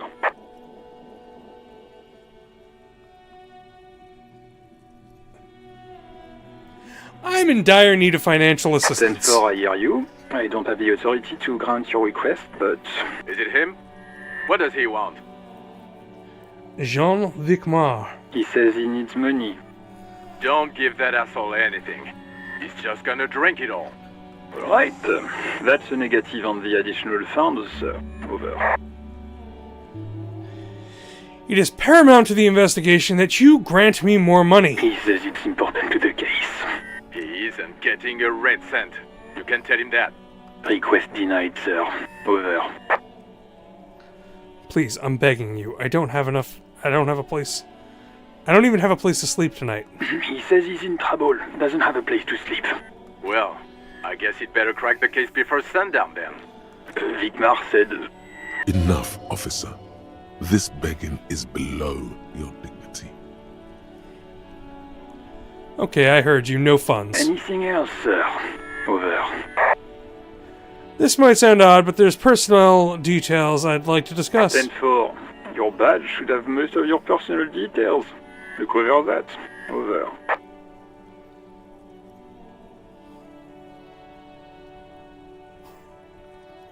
Of course, my badge. I can look at my badge that I have. I don't have it, my badge. 10-9, repeat message. Over. My badge, I can't find it anywhere. Basically, it's gone. 10-4, message received. This is a very serious situation. I need to 10-22 the captain. Over. Any other good news? He's saying he lost his badge. You what? He lost his badge? Who lost his badge? Dick fucking Mullen. Who do you think? It's Officer Dick Mullen from the bestseller Dick Mullen and the Lost Identity. So, Dick Mullen is a detective in stories, and I don't think they have movies in this world. But we wind up going to the bookstore, and there's Dick Mullen books. Dick Mullen is not There we go. your name. It's the name of a fictional detective who would not lose his badge. Defend yourself. Immediately. They're laughing at you. Ha ha! Officer lost his badge. Ha ha! Like I'm the first cop to ever misplace his He badge. says this has probably happened to other policemen before him and laughs sarcastically. Oh god damn it. Is he fucking kidding? The whole station's gonna be dicked for this. Satellite Officer Vicmar is wondering if you might be joking and adds that this tarnishes the reputation of the entire station.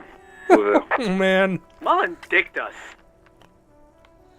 He's asking you to stop, says this is serious. Of course it's serious. He lost his fucking badge. Satellite Officer Vicmar concurs, losing your badge is serious. Over. I want to get it reported and move on with it. 10-4, I hear you, officer. I'm just going to make a note here that you are in pursuit of your misplaced badge. Over. Fuck me. Mac, come here. You've got to hear this. Dick Mullen lost his badge. What's going on? Super Cop here lost his badge. He lost his what now? His badge. He lost his goddamn fucking badge. I love all of his co-workers. Notice that Vicmar, instead of the white halo behind Kim's head, he's got a black box. Vicmar has got to be like a huge antagonistic dick to Dick Mullen, us. Could you please stop saying lost his badge for a moment? He asks you to please stop saying he lost his badge. Why? Did he find it? The room at the other end of the line erupts in volcanic laughter. Sergeant Orson was wondering if you found your badge yet. Over. You don't have a comeback. Sorry. It's hard to think like this. Ooh, reaction speed failed me. He's not replying. Looks like he's still looking for it. Enough with this now. I have other things to Come discuss. again. I didn't get that. Over. The animated conversation in the back is making it difficult for him to hear New you. heights even for Captain Sober. Ask him. Ask him if he's lost his gun too. Sergeant Orson wants to know if you lost your gun too. Over. Check your pockets. Check your... Holy fuck. You don't know where it is, do you? Oh god, it's not here, or I don't have my gun! No. It's gone. It's not fucking on you. Don't sweat it, Bratan! You don't need a gun to have fun! We can still have fun! It's not all over! Okay, Necktie. 10-9, come in, officer. Did you get my question? We were wondering about Oh your my gun. god, I gotta try to convince them that we didn't lose our gun. It's a red check. Come on! Even before you We can get the words failed. out, everything gets scrambled in your brain. No, of course I didn't lose my gun. Fuck it, I didn't lose my gun. He says he didn't lose his gun. Or his fun, whatever that means. Ask him to describe it. His gun. Not his fun. Just the gun will do. Satellite Officer McLean requests a description of your weapon. Over. Oh, request a description, huh? We'll give him one. Describe the plasma gun. What's a plasma gun? For starters, it's massive. Got flared cooling vents along the front and hydrogen flasks sticking out too. Kim, what are you packing? It's a gun, what can I say? A regular goddamn murder weapon. You know how they are, bang bang. I'm gonna use the most ridiculous one of the four. 10-9, come again, please. Over. It's got a magnetic accelerator, an arc that accelerates the energized ball of periwinkle blue hydrogen-based plasma to near light speed. I'm going to need to put you on speaker for a second. Over. Oh man, oh, come on.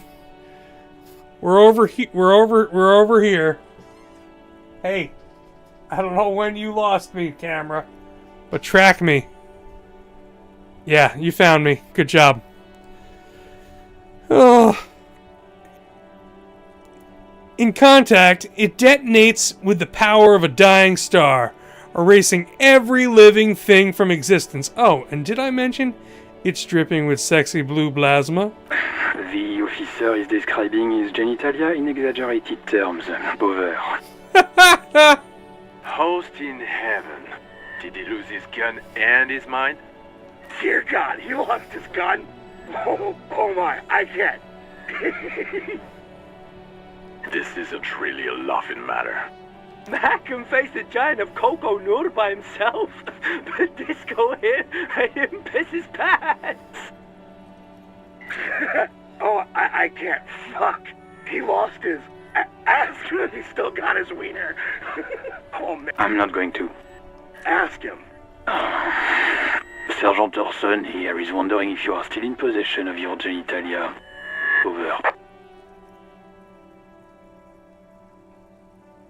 That's something I'm not going to speak. That's terrible. Yes, I lost my wiener too. I don't need to listen to this. No, yes, I lost it too. He acknowledges your joke and asks you to lay off. Lay off? Lay off? Tell him we'll lay off when he retrieves the goddamn police property that he has been entrusted with. Satellite Officer I heard him and I'm on it. 10-4, affirmative. Officer is in pursuit of his firearm. Oh God, Officer, do you need further assistance? Over. That's all for now. Roger that. 10-10. Over and out. 18 kilometers to the south, in the 41st Precinct's relay booth, a small crowd has gathered around Communication Officer Jules Oldboy Pidier, around a dozen cops. The small room is filled with cigarette smoke, abuzz with laughter, when Officer Judith Minot enters. Her left arm is in bandages, and her hair trimmed short. What is going on here? Did something happen? Oh my god. Jean-Vic Moir turns to her and What says, happened is my partner made contact. It's not good. He's lost his badge and his sidearm. He seemed confused, delirious even. Mac, the torso Torson, is finger-fucking his fist, laughing hoarsely and apparently telling some dirty story to his partner, Chester McLean, near the entrance. Yeah, Mullen was fucked alright. Sounded fucking drunk to me. Yeah, Mac's right. This was some gnarly shit there. I mean, before he started begging for money, it was... Enough! None of this is funny. It's fucking sad. That's what it is. He's a cop. He's one of us, goddamn this. We must help him. There was a quiet firmness to her voice when she speaks. Yeah? How do you fucking plan to do that, huh? Get him off the drink? Go jogging with him in the morning and get him on carrot juice? He's a lost man. I just know we can't give up on him when he's at his weakest. He wouldn't. I never saw this any of the times that I played through this part. The crowd in the room has started fidgeting uncomfortably. Someone's trying to slip out unnoticed. Mac, man the door. You know what he told me? I don't want to get better. I want to get worse. Those were his words. This shit does not leave this room. Not a word of this to the captain. Or anyone else. We'll give him a couple of days to pull his shit together. I guess I can hold off the report for a few days. Good. Okay, everybody. Nothing but a prank call here. We all got our laughs. Now get back to work. Far north, on the other side of the motorway, the officer quietly hunches with his hand in the motor carriage. Interesting.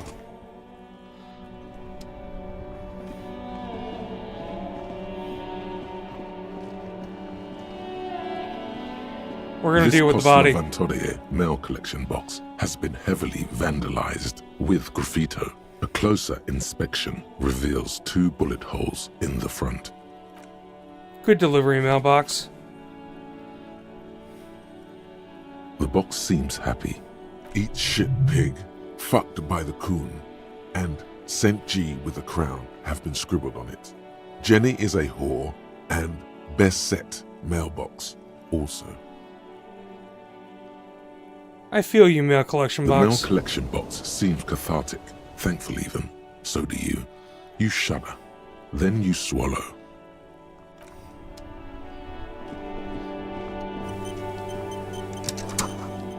There are bottles inside. You could pick them up if you had a bag. Rue de Saint-Ghislain 8B.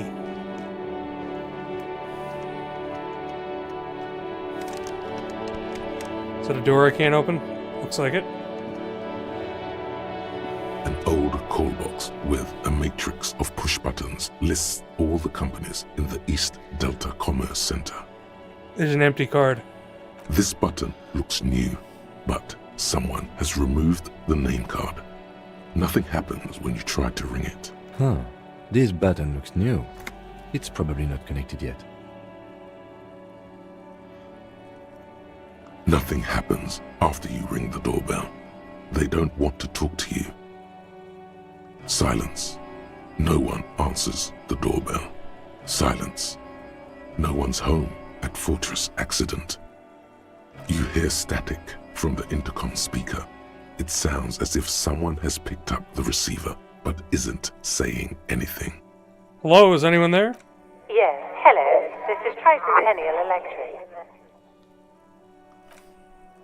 Have you come to place an order? She sounds almost antique, as if her voice was being played off an old wax cylinder. A receiver must not be working properly. Hold on, Tricentennial Electrics? I thought I was calling Slipstream SCA. My God. The lieutenant exchanges a look with you. Sorry? It's you. My God. I didn't think I would hear your voice again. It's a woman, and she knows you. Your heart beats faster. No, something's wrong here. Are you sure she's talking to you? Do we know each other? Michelle, just please. Why did you even call? I don't understand. You've been gone for months. I thought you didn't care. Of course I care. It's just that I've been going through some tough times. Ever since I came to work here, it's been different. As if my mind's been wiped clean. A spot of static overrides her words. When she speaks again, it sounds like she's submerged. It's so nice. It's so nice to be able to finally meet again. Forget about She what? sounds like she's about to cry. Hello? She doesn't answer. Hey, are you still there? You said it was nice. What's so nice about forgetting? Silence. The only thing you can hear now is static and waves washing ashore on the bay. What just Another happened? seagull passes by. It's getting cold standing here, staring at the silent call box. I don't know what happened either. We should probably stop playing with this thing. Alright, it's a goodbye then. You press the number sign on the keypad that terminates the call. 12 name cards on the call box read. Well, let's do it again. No. We failed. Hold on. The last thing you need in your life is more hysteric emotions. Forget it. Find something else to do. Silence. No one answers your call. So we'll try that again later. There's some interesting things that can happen while you're making calls to that one particular intercom. And if they don't happen, I'll mention what it is. Basically, you're talking to people from the past. There's some weird shit that's going on in this reality. The letter R wears a crown. On the ribbon below, a light above descending. This trash container is locked. The sliding lid has a padlock that says, whirling in rags. There's something in We there, need a key. not necessarily connected to the case, but still. Why am I looking at you, trash container? You're just a trash The container. body is downwind from here. Maybe you prefer the smell of garbage to the smell of death. Lieutenant, what do you think could be in there? Trash, food waste from the cafeteria. They lock these containers to keep the derelicts from flocking in.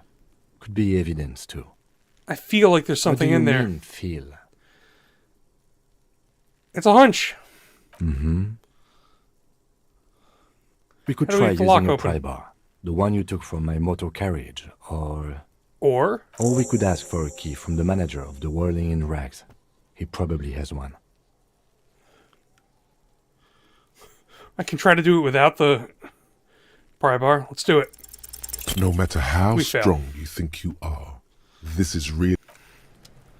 Let's get the pry bar. Tools. Pry bar.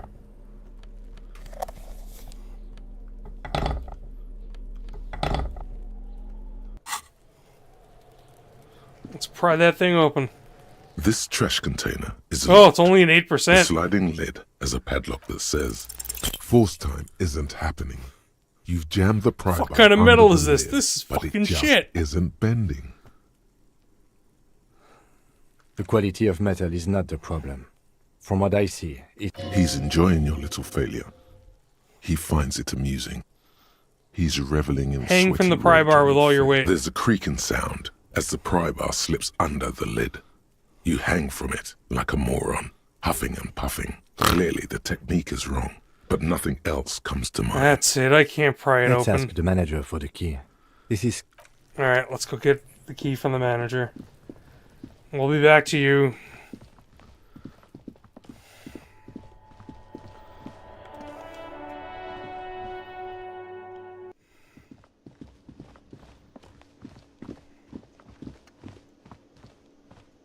can I help you? So, is that Mine? trash container No, yours? It belongs to the Whirling in Rags. Thank you for clearing that up. Why do you keep the container locked? Why? To keep the hobos and drunks out. That's why. And the neighbours too. They put their trash there and they don't pay for the garbage company. I thought as much. And are you the only party with access to the trash container? Well, yes. Us and the garbage disposal company. It seems a little callous, doesn't it? Something stirs in you. Prod at him and find out. Doesn't it seem callous to you guarding even your leftovers from the poor? Callous? What are you? Kras Mazov? Almost all establishments in Revachol keep their trash locked. The Whirling in Rags is not special in that regard. Krasmazov, nom de guerre, was an economist and a historical materialist. He was a leading figure on the Grad side of the Centennial Revolution, where he headed the 9-day government. Mazov is considered the father of scientific communism, Mazovian thought, or Mazovianism. Maybe I am Krasmazov. What are we talking about? Was this not about the trash container? No, wait. What if I am Krasmazov? We should return to the case of your mistaken identity at a later time, officer. This was about the trash container. We need those keys. What for? Mazov? Are you planning to nationalize my trash container? It concerns the case. Please cooperate. Just bring them back once you're done, please.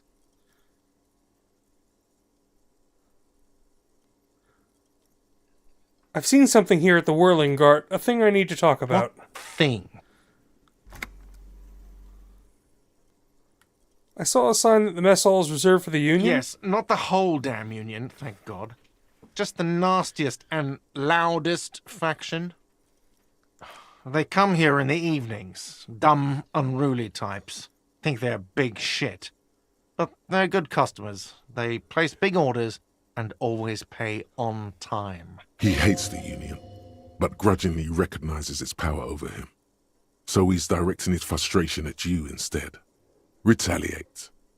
It's a shame you gotta suck up to the Union to stay I afloat. don't. I'm simply providing a service, or really facilitating the offering of services to paying customers, and it doesn't matter. I don't have to explain myself to you. We should find out who this Lord faction is, occupying the booth.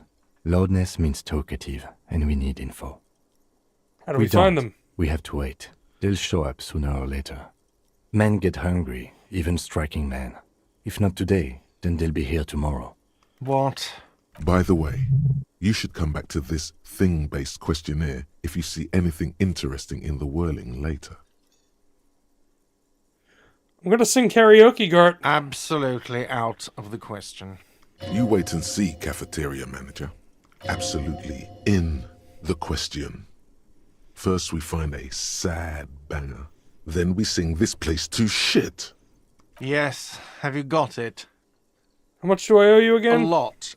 A lot. For the room, drinks, and broken... Like what? Yeah, we'll talk to you about that later. I'm never gonna be able to pay him.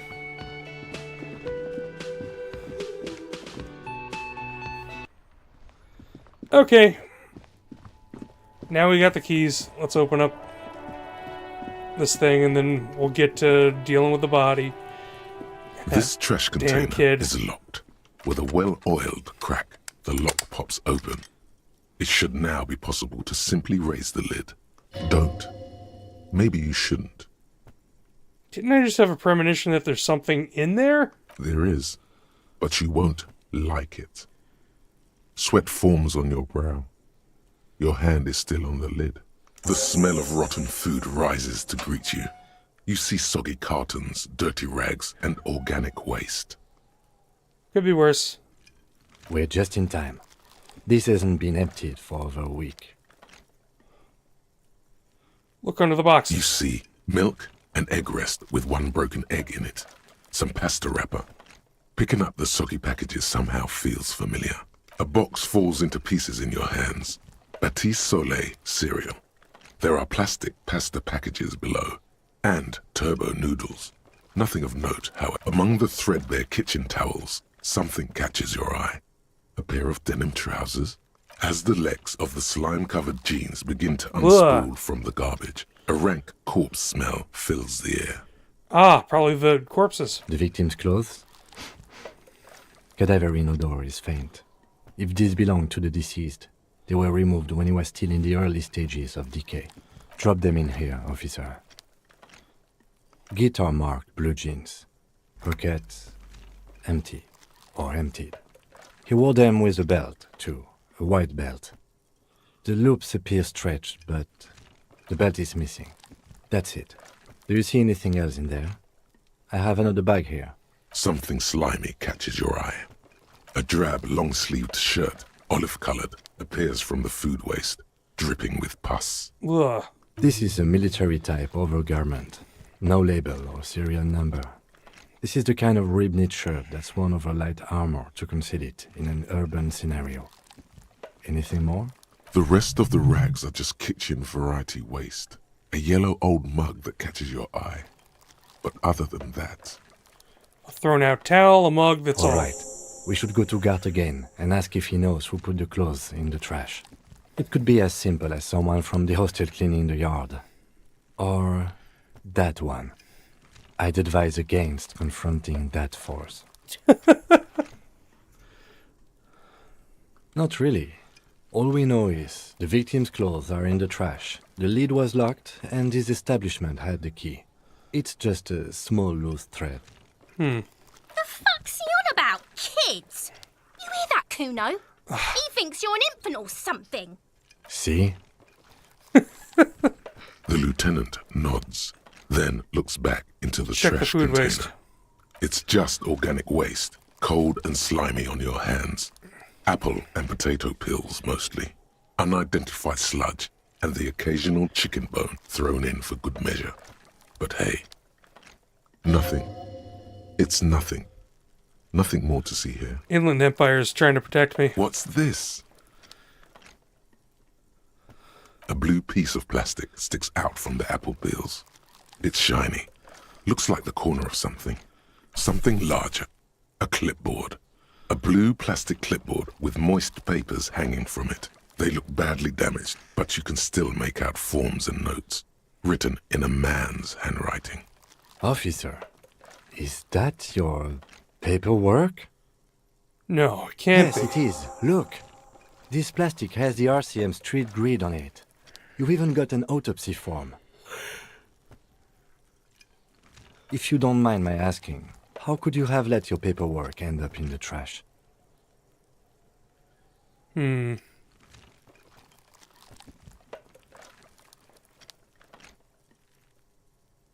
rather not talk about it right now. I think I didn't want to be a cop anymore. That's why I tried to flush my cop life down the toilet. Could be something to that. It has a foreboding quality to it. Maybe I needed to lose it for the great bloodletting to begin. What are you talking about? I speaketh the tongue. Doeth thou also thorough inventories? You should take stock of your notes. Make sure it's all there. Official notes contain informants' names. If some of it has fallen into the hands of the RCM's adversaries, bloodletting may well ensue. Wow.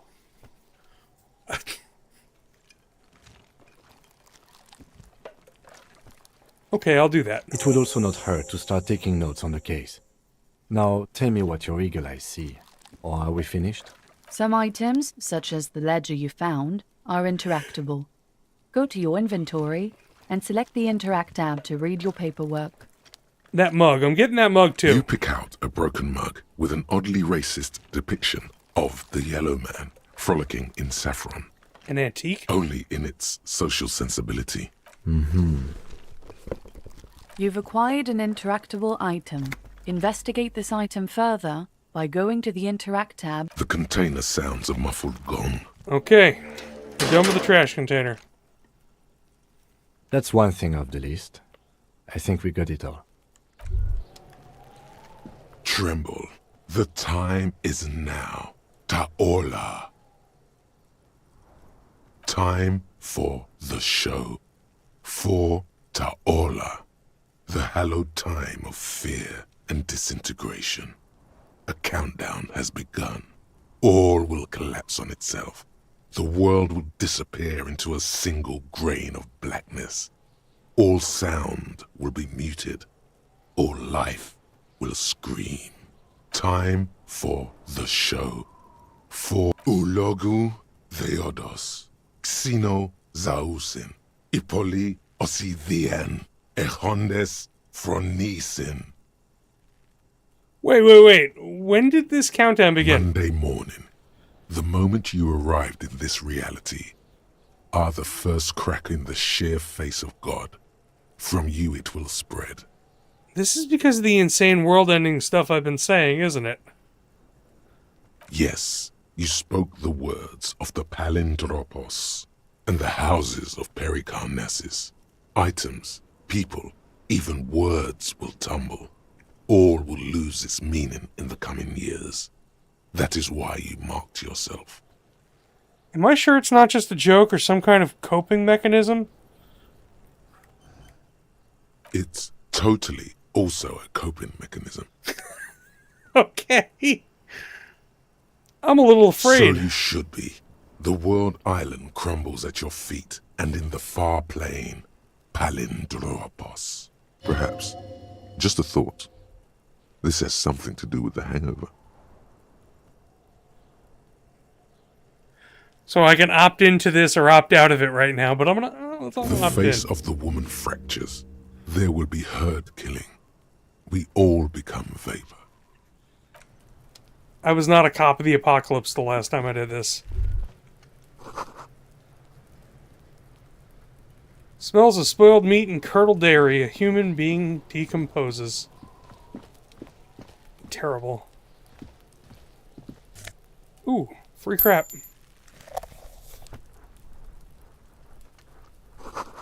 Someone's trying to grow herbs in this greenhouse.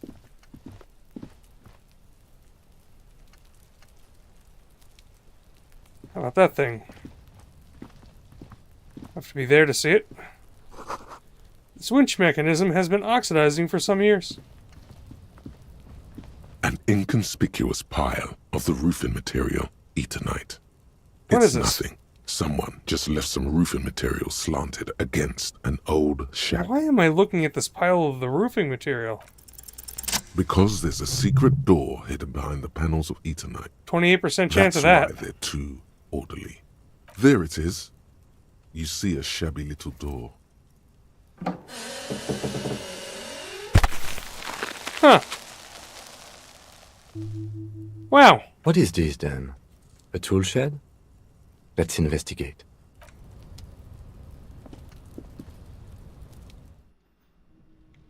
What's in here? An empty tube of magnesium supplement. A silver plate with traces of bone yellow powder. Be still, my beating heart. It's amphetamine. Sweet amphetamine.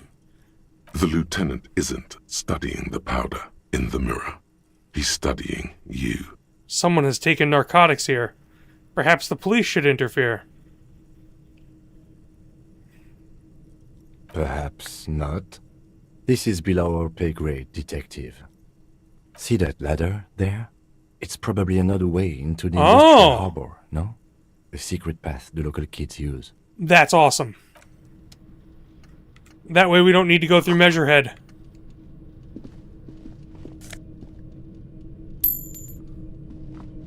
I didn't even know this existed. Holy crap. This is amazing. Can I get that? Where am I going? Where am I slowly going? Okay, I see what you're doing. We're not doing that right now. I want to go back to the body. I'm not done with the body. The doorway is going to collapse soon.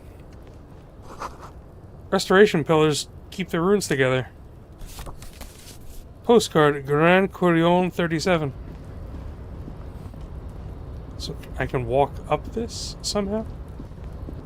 Yes. More nose of Fed.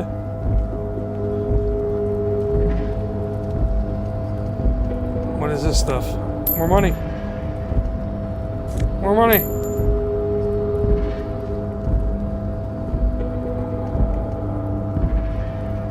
Looks like someone left his tarpaulin cloak hanging on the railing here. Look, Lieutenant, point to the flapping cloak. Someone left his cloak behind. Yes, it's probably yours. It bears the RCM insignia, and you have a habit of being careless with your equipment. You could probably make the jump. You look like you've done some track and field in your day. The wind is aggressive up here. The lieutenant looks at the enormous crane towering in the distance over the container yard. The look in his eyes is a mix of the engineer-like interest and the wonder of a 6-year-old seeing a horse for the first time. Motherfucker. Now that's a huge crane. Yes, that's one way of putting it. It's certainly an impressive achievement of engineering. But I digress. We were focusing on your cloak here. What are we doing up here? We're awfully close to breaking into the industrial harbor. They're bound to have information for us. I thought that was our intention. It is, or it but not right now. We are just exploring. He's thinking you've forgotten where you are again. Do you really think that cloak is mine? Should I go for it? I do think it's yours, yes. As to whether you should go for it, well, it doesn't seem too dangerous. 2 meter stops. Whenever you're ready to do it, I'll be right behind you. The cloak looks like a bag of goodies floating in the wind. Who knows what its pockets may hide? I want to go deal with the body. We'll come back here. I didn't know that this was like a hidden path. This is kind of awesome.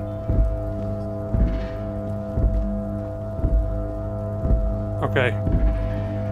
How am I supposed to get back to... okay.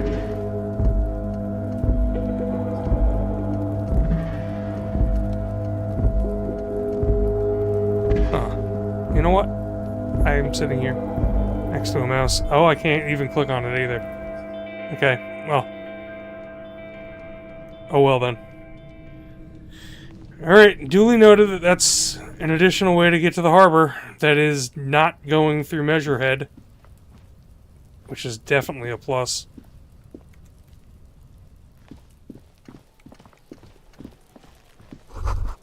The kid's ladder is rickety but still climbable.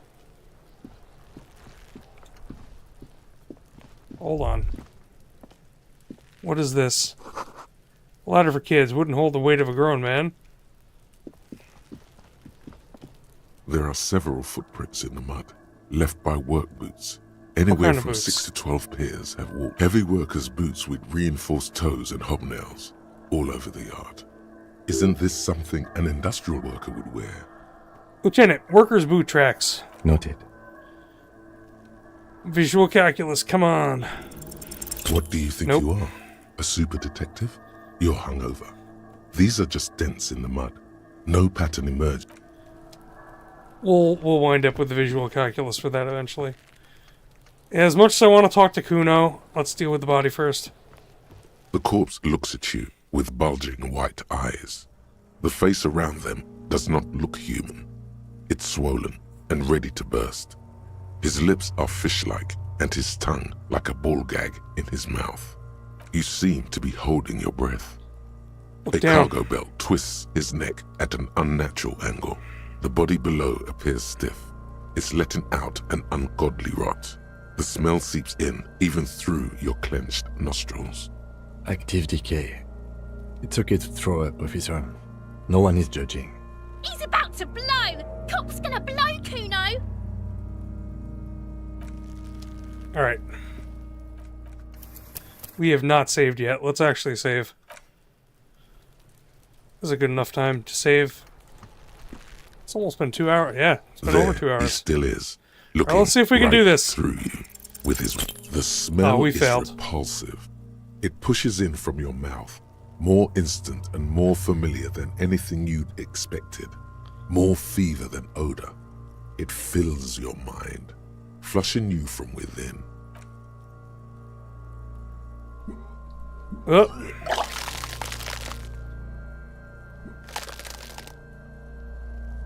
Well, some of that alcohol's out of the gut then. Too late. It's impossible to keep in. Your body curls and pushes it out, burst by burst, until a pool of vomit lies under your feet, and your throat stings from the stomach acid. Fucking corpse. Keep it. He gave me a handkerchief. Thank you. The hangover is clearly making this worse for you. You could use some ammonia to clear your head. You think ammonia would help? If you can handle the headache. Some officers use it to deal with cadaverine odor. That young woman, the gardener, mentioned she used salts for the smell. If she doesn't have any, there might be some in the fridge store nearby. Acquiring ammonia will provide a modifier to the white check. Modifiers make checks easy. Let's go get some ammonia. I didn't realize you could just not talk to Kuno. And your life might be much better for not talking to Kuno. Because talking to Kuno is detrimental. I can't believe it's snowing again. It felt like springtime just a few days ago. Do you still have your salts? I think I could use some. I'm done with them. Excellent. Go easy on that stuff. It gave me...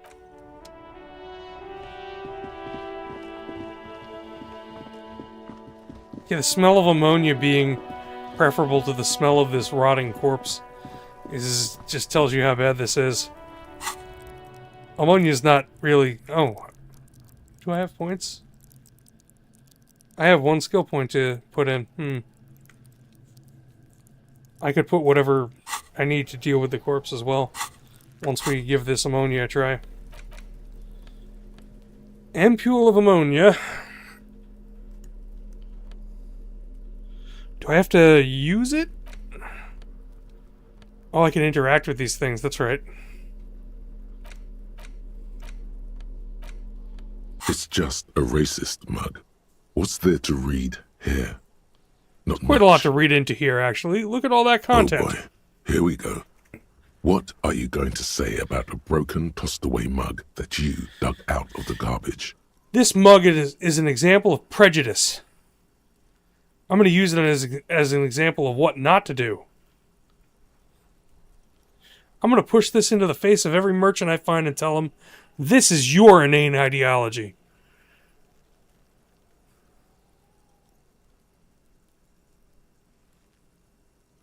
Wow. The mug didn't belong in the trash. It was just a funny mug. Can't anyone laugh anymore? Now I'm going to use... Yeah, it's this one. But it was in the trash. Why not just call it out when you see it? Or do some volunteering work? Just think. It's the ledger you found in the trash. Alright, we'll do the ledger later. Possibly a different day. Let's try to do the body again. There he still is. Ooh. Looking right through you. 17%'s better than 8%, but not much. There he still is. Looking. The ammonia we failed. Makes it worse. The combination forces tears. The second time, not so much. When the vomiting is done, your cheeks are wet with tears. Whoa. I don't think I want to be a cop anymore. Get a hold of yourself. The weight is reassuring, like a crenel on solid fortification. Pat, pat, pat. I've seen strong men turn themselves inside out for hours. You are facing tough odds here. Alcohol withdrawal makes it considerably harder.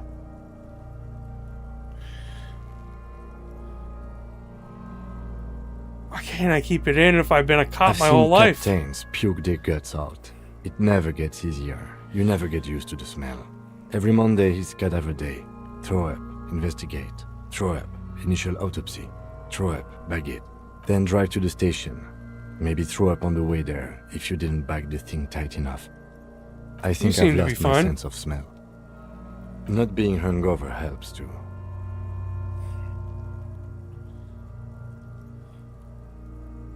Okay, you've said it. You needed to say it.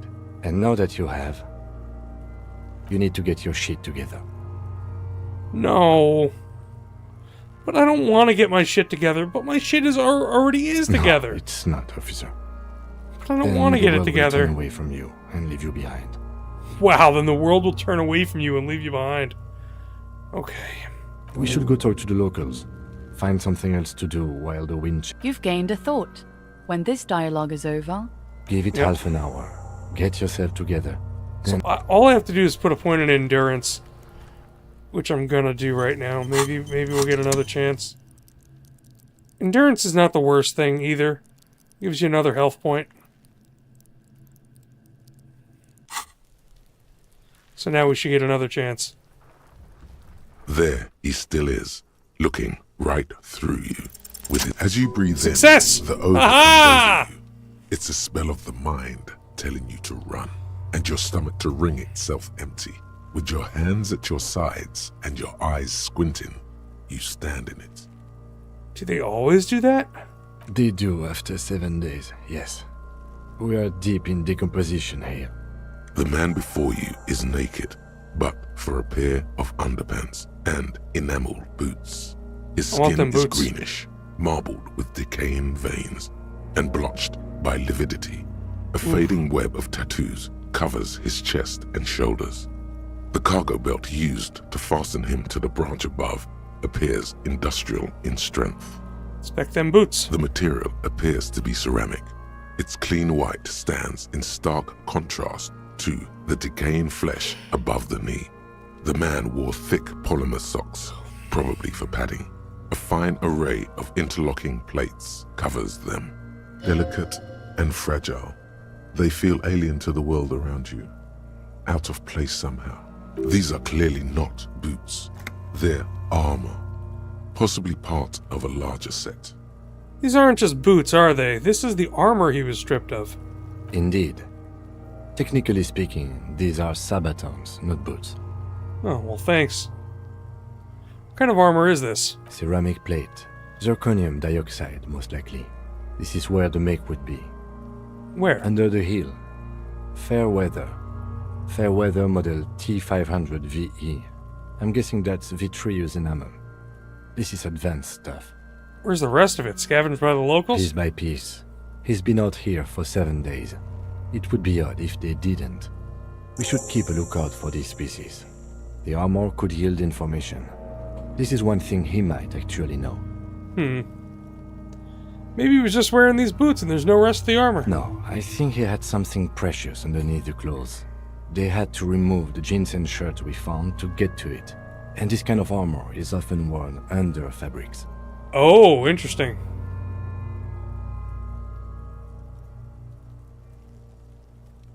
They usually hang them completely naked for that. La puta madre, the Mazda, the Besmerties and the like. This one still has his underpants. Ah, basically, organized crime would hang them completely naked.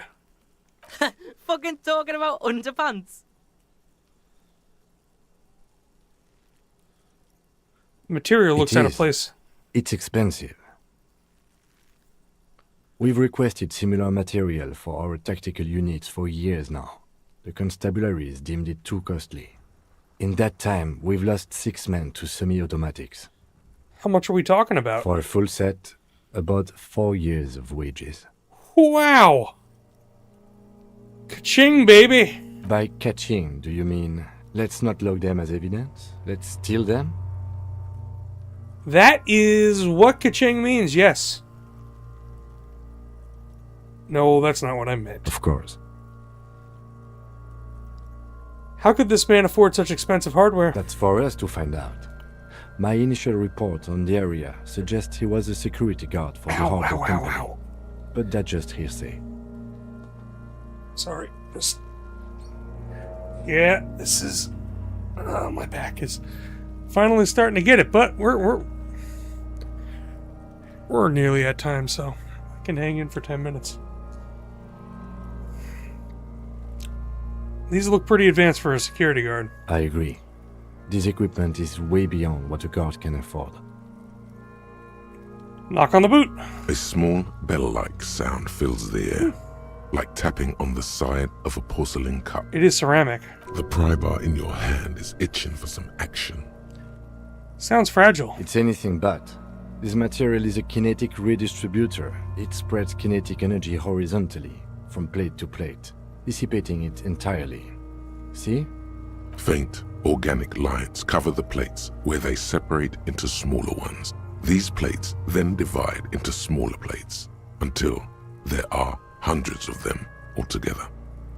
Like whirls of floorboards, the design looks organic, influenced by highly resistant wood materials, like lignum vitae and ebony perhaps. What does this remind me of? If trees were made of porcelain, this is what their cross-sections would look like. Ah. The smooth, glossy surface fractures into ever more intricate interconnections, peaking on the right sabaton, where you notice the whirls are in the shape of a letter and number combination. E50, 100, 1000. Looks like there's a serial number. Good. Can you read it to me? E50, 100, 1000. We have a make and a number. That's something. We can use the radio in my kinema when we're done. Either station can chase it for us. Let's pull that boot off. This feels dangerous. Are you sure? Let's do it. The stench fills your nostrils. As you push downward, an ominous creaking sound comes from above. Stop! Pig's gonna pull his head off. Brutal! Oh, this is a bad idea, isn't it? You're going to pull his head off. Do it, Homo! Do what? Pull his head off. There's no point performing an autopsy if you do. We'll have compromised the coroner's case. Oh, I didn't mean mean to. What are you trying to. to achieve anyway? Why are you hanging on to that boot?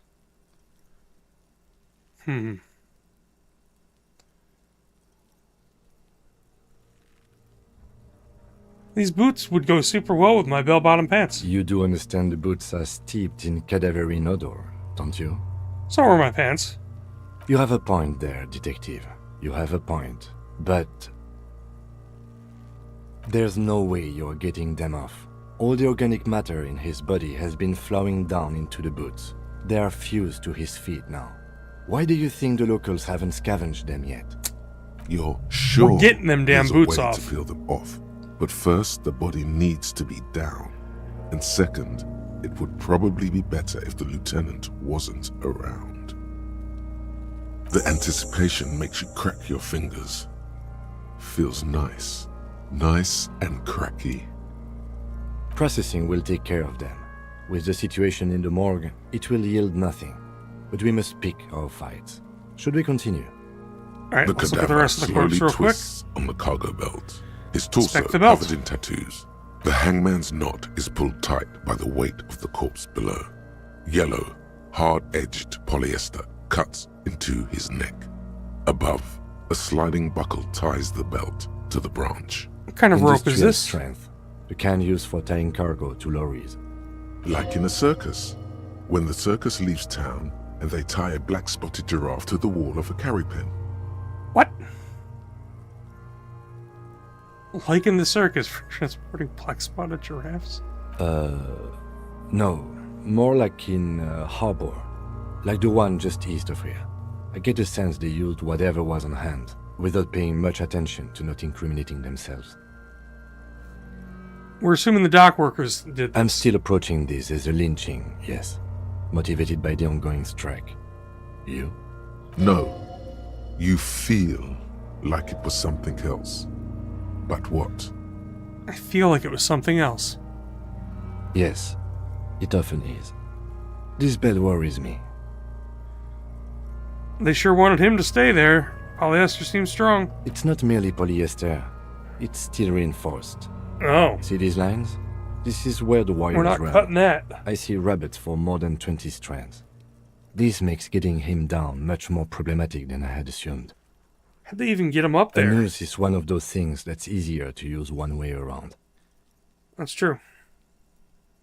They climb up using the kid's ladder? That ladder can't carry a grown man. I didn't see any splintering either, did you? I think they lassoed the branch, then pulled on the belt to close the buckle. That makes sense. The cadaver hangs from the cargo belt, limbs limp. An intricate web of blue lines stretches across the torso, from the right shoulder to the solar plexus. Each time they intersect, a small white star is formed in their crossing. Hundreds of fading asterisks riddle his skin. Their concentration is highest around his heart. His corpse is marked by stars. What will mine be marked by? Alcohol and heartbreak. Is this a map of the Map night of sky? the stars. I do see some similarity to astronomical charts. Great Century Messinian, maybe. But this seems more particular. Customized somehow. As if someone left out most of the night sky, filtering it through personal choice. The principle of this filter remains unknown to you. The thought dissipates, and you feel as though you were only half right. I'm missing something here. So am I. He takes a thin piece of milled aluminium from his coat pocket and pulls it open. Sounds like a sword being unsheathed. A small lens appears. Some sort of camera. I haven't even talked to Kuno. I might not talk to Kuno. Kuno is such a dick. Etrigat Sunshine. Mini. Shit, Kuno! What the fuck is that? An instant color camera. Though I might also talk to Kuno and try to punch him. I have only 2 ampoules, so nobody move. I don't want to waste one. We're taking a picture of the corpse. A sound, a shrill flash, followed by the There it is. breaking of a small ampoule of glass. You see streams of color pour onto the thick, glossy piece of paper, rolling out. In case we need it.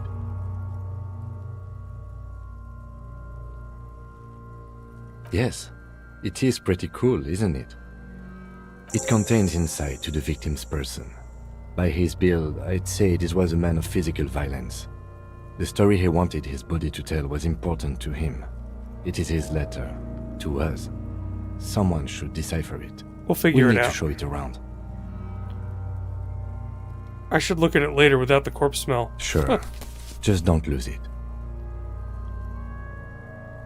The glossy-eyed corpse looks by, his mouth mute, and his eyes are milky white and blind to the world, protruding comically from their sockets.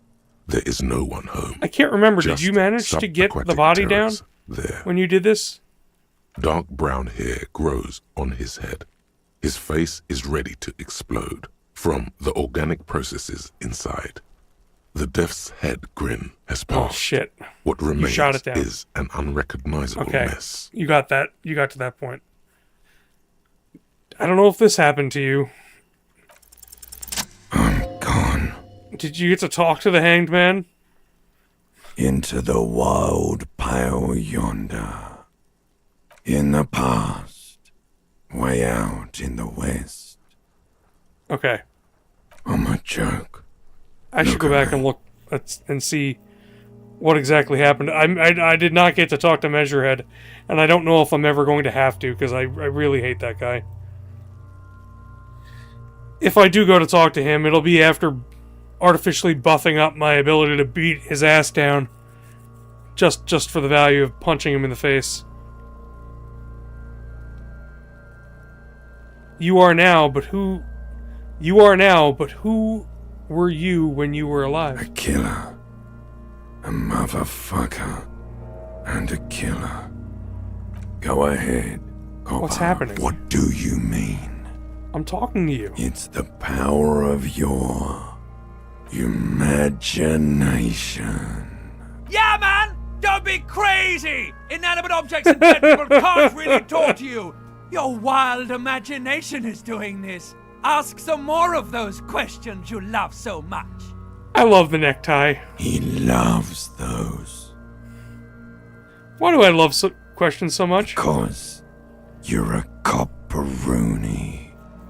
Look at all of them go. Do you want more questions? Yeah. Give me a comical amount of questions. Coming right up. Oh my god. Copperoonie. He literally added a comical amount of questions. This is getting upbeat now. Is my name Rooney? Fuck no. You're no Rooney. Of course not. The name is Raphael Ambrosius Cousteau. Listen to yourself. You're not a Raphael anything. You're probably just Harry or something. That's right. Harry. I feel like I've been getting a lot of Harry lately. You might be onto something there. Why do I feel like I've forgotten something terrible? Because you have. Who killed you? Love did me in, Provocopo. It was love all along. Can you ask me a question? Sure, Lobo. I can ask you a question. Why are you doing this? What? Looking at my face, motionless, looking into my eyes, standing here. Why are you investigating my murder? Maybe this will lead to something indescribable, unforeseen, miraculous. Something is on its way. Something hidden. It's coming. A miracle from the northwest, and it's almost here. You can feel it in the air, on your hands. I hate the cold you. Spring air. You stink and you're boring. Do I remind you of someone? Me. In the bathroom mirror. A baby affected with harlequinism. There you go. I'm gonna say me. Look at that bright kid. We're birds of a feather, you and I. Soon you'll be just like me. Just keep drinking and having a good time. It's a matter of weeks. Feeling nausea, vomiting, tenderness or pain around the liver area, tiny red lines on the skin above waist level, more like days, Coppo. The clock is ticking. Your liver tells you so. Come back later, Coppo. Amuse yourself with my frank manners and my memento mori features. If possible, also, see me in your dreams. None of that was written. Interesting. As you narrow your eyes, the monster before you blurs into a violent mess of green and pink. Only the lower extremities are pink with a dash of blue. His fatted hands, thighs, and his neck, just above the noose. The rest of the corpse appears dark green in the cold spring air. Why am I doing this? How should I know why you are squinting, officer? His face and hands are pink, thighs too, rest is greenish. Oh. You are trying to assess lividity. The monster comes back into focus, an explosion of color, coursing with dark marbled veins. His stomach appears pregnant with something. Black liquid streams down his thigh and onto his boot. So, what do you think? I think he's dead.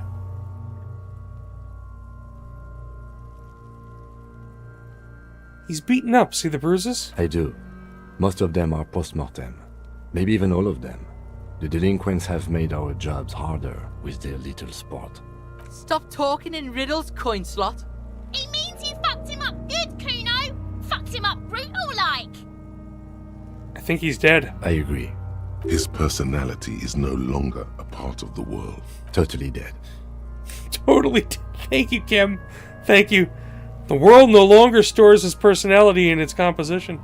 There was a time for that, and it ended 7 days ago. That sounds about right, yes. Something is coming out of him. The pool of blood and feces has eaten into the frozen mud below the man's feet. Purge liquid is dripping into it, drop by drop. The victim appears to have contained no more than half a kilogram of digestion at the time of death. The fuck he's saying? It's not a lot. Talking about shit.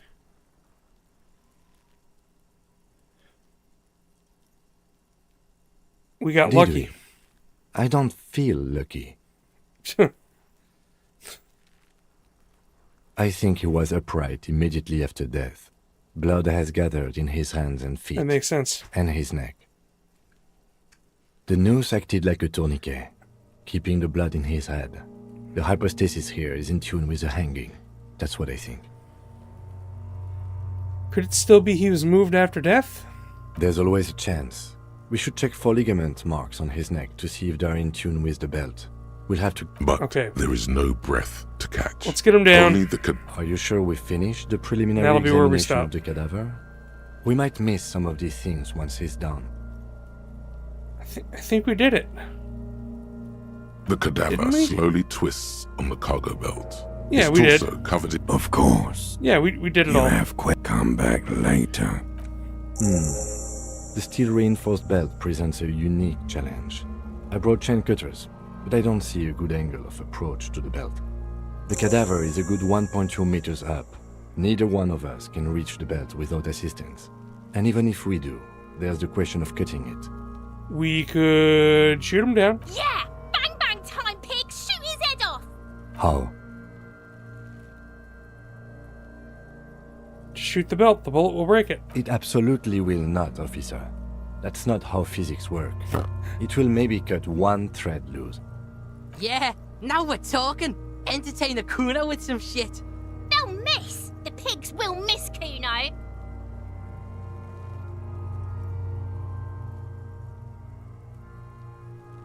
I'm gonna let Kim choose. Silence.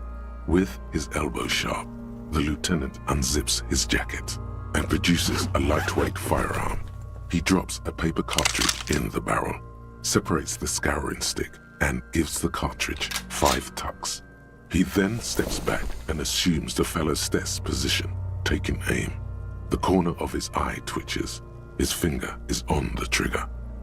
Easy does it, partner. He's gonna fucking miss! The kid's voice is drowned in a shrill blast that echoes off the walls of the surrounding tenements. A cloud of smoke slowly... God damn it. He missed. He feels bad about it. About his eyes mostly. Just having bad eyesight. Probably from a young age. Whatever you do, do not console him. Fucking idiot! Mookabat asshole! Kuno could have hit it easy, but then Kuno's not fucking handicapped, is he? Try again, maybe? No, we are lucky as it is. We didn't break anything, and the victim remains uncompromised. Any more mistakes could put us in an unfortunate position with the locals. We have What? eyes on us. What I now? didn't do us any... I have to say, it's beginning to look unlikely we can get him down without assistance. It's bad as it is. Us shooting firearms like punks. Go ahead, I'm not stopping you. Just don't lose it. They only have one gun! This is the sorriest pair of pigs Kuno's ever seen. God, Kuno's such a dick! Take it, you fucking banani poika! And she's terrible. Yourself in the mouth! The cold piece of bakelite and gunmetal is surprisingly light. The fuck are you waiting for, Kuno? Tell him to shoot himself in the mouth! The buckle comes into focus in your sights. You stand with your feet planted firmly in the ground and your left hand supporting your gun arm. Why don't you just shoot yourself in your mouth? Oh, there's no way I'm gonna be able to do this. Miss. I'm gonna give it back to him for now. I agree. Enough gunslinging for today. I suggest we go to... Yeah, this is gonna be it for today then. I'm gonna give it a save here. When we resume, we will attempt to retrieve the body from the tree, and we will move on to the other things that are pending.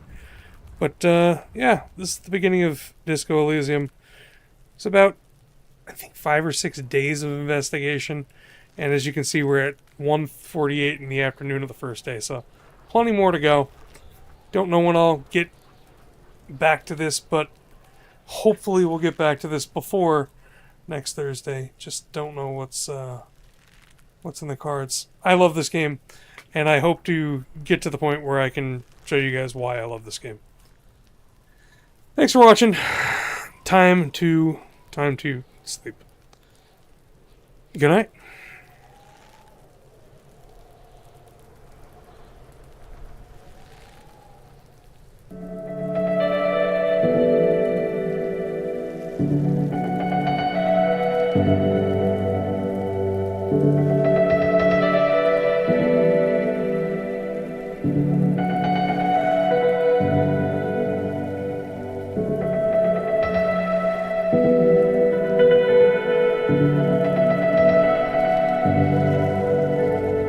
Thank you.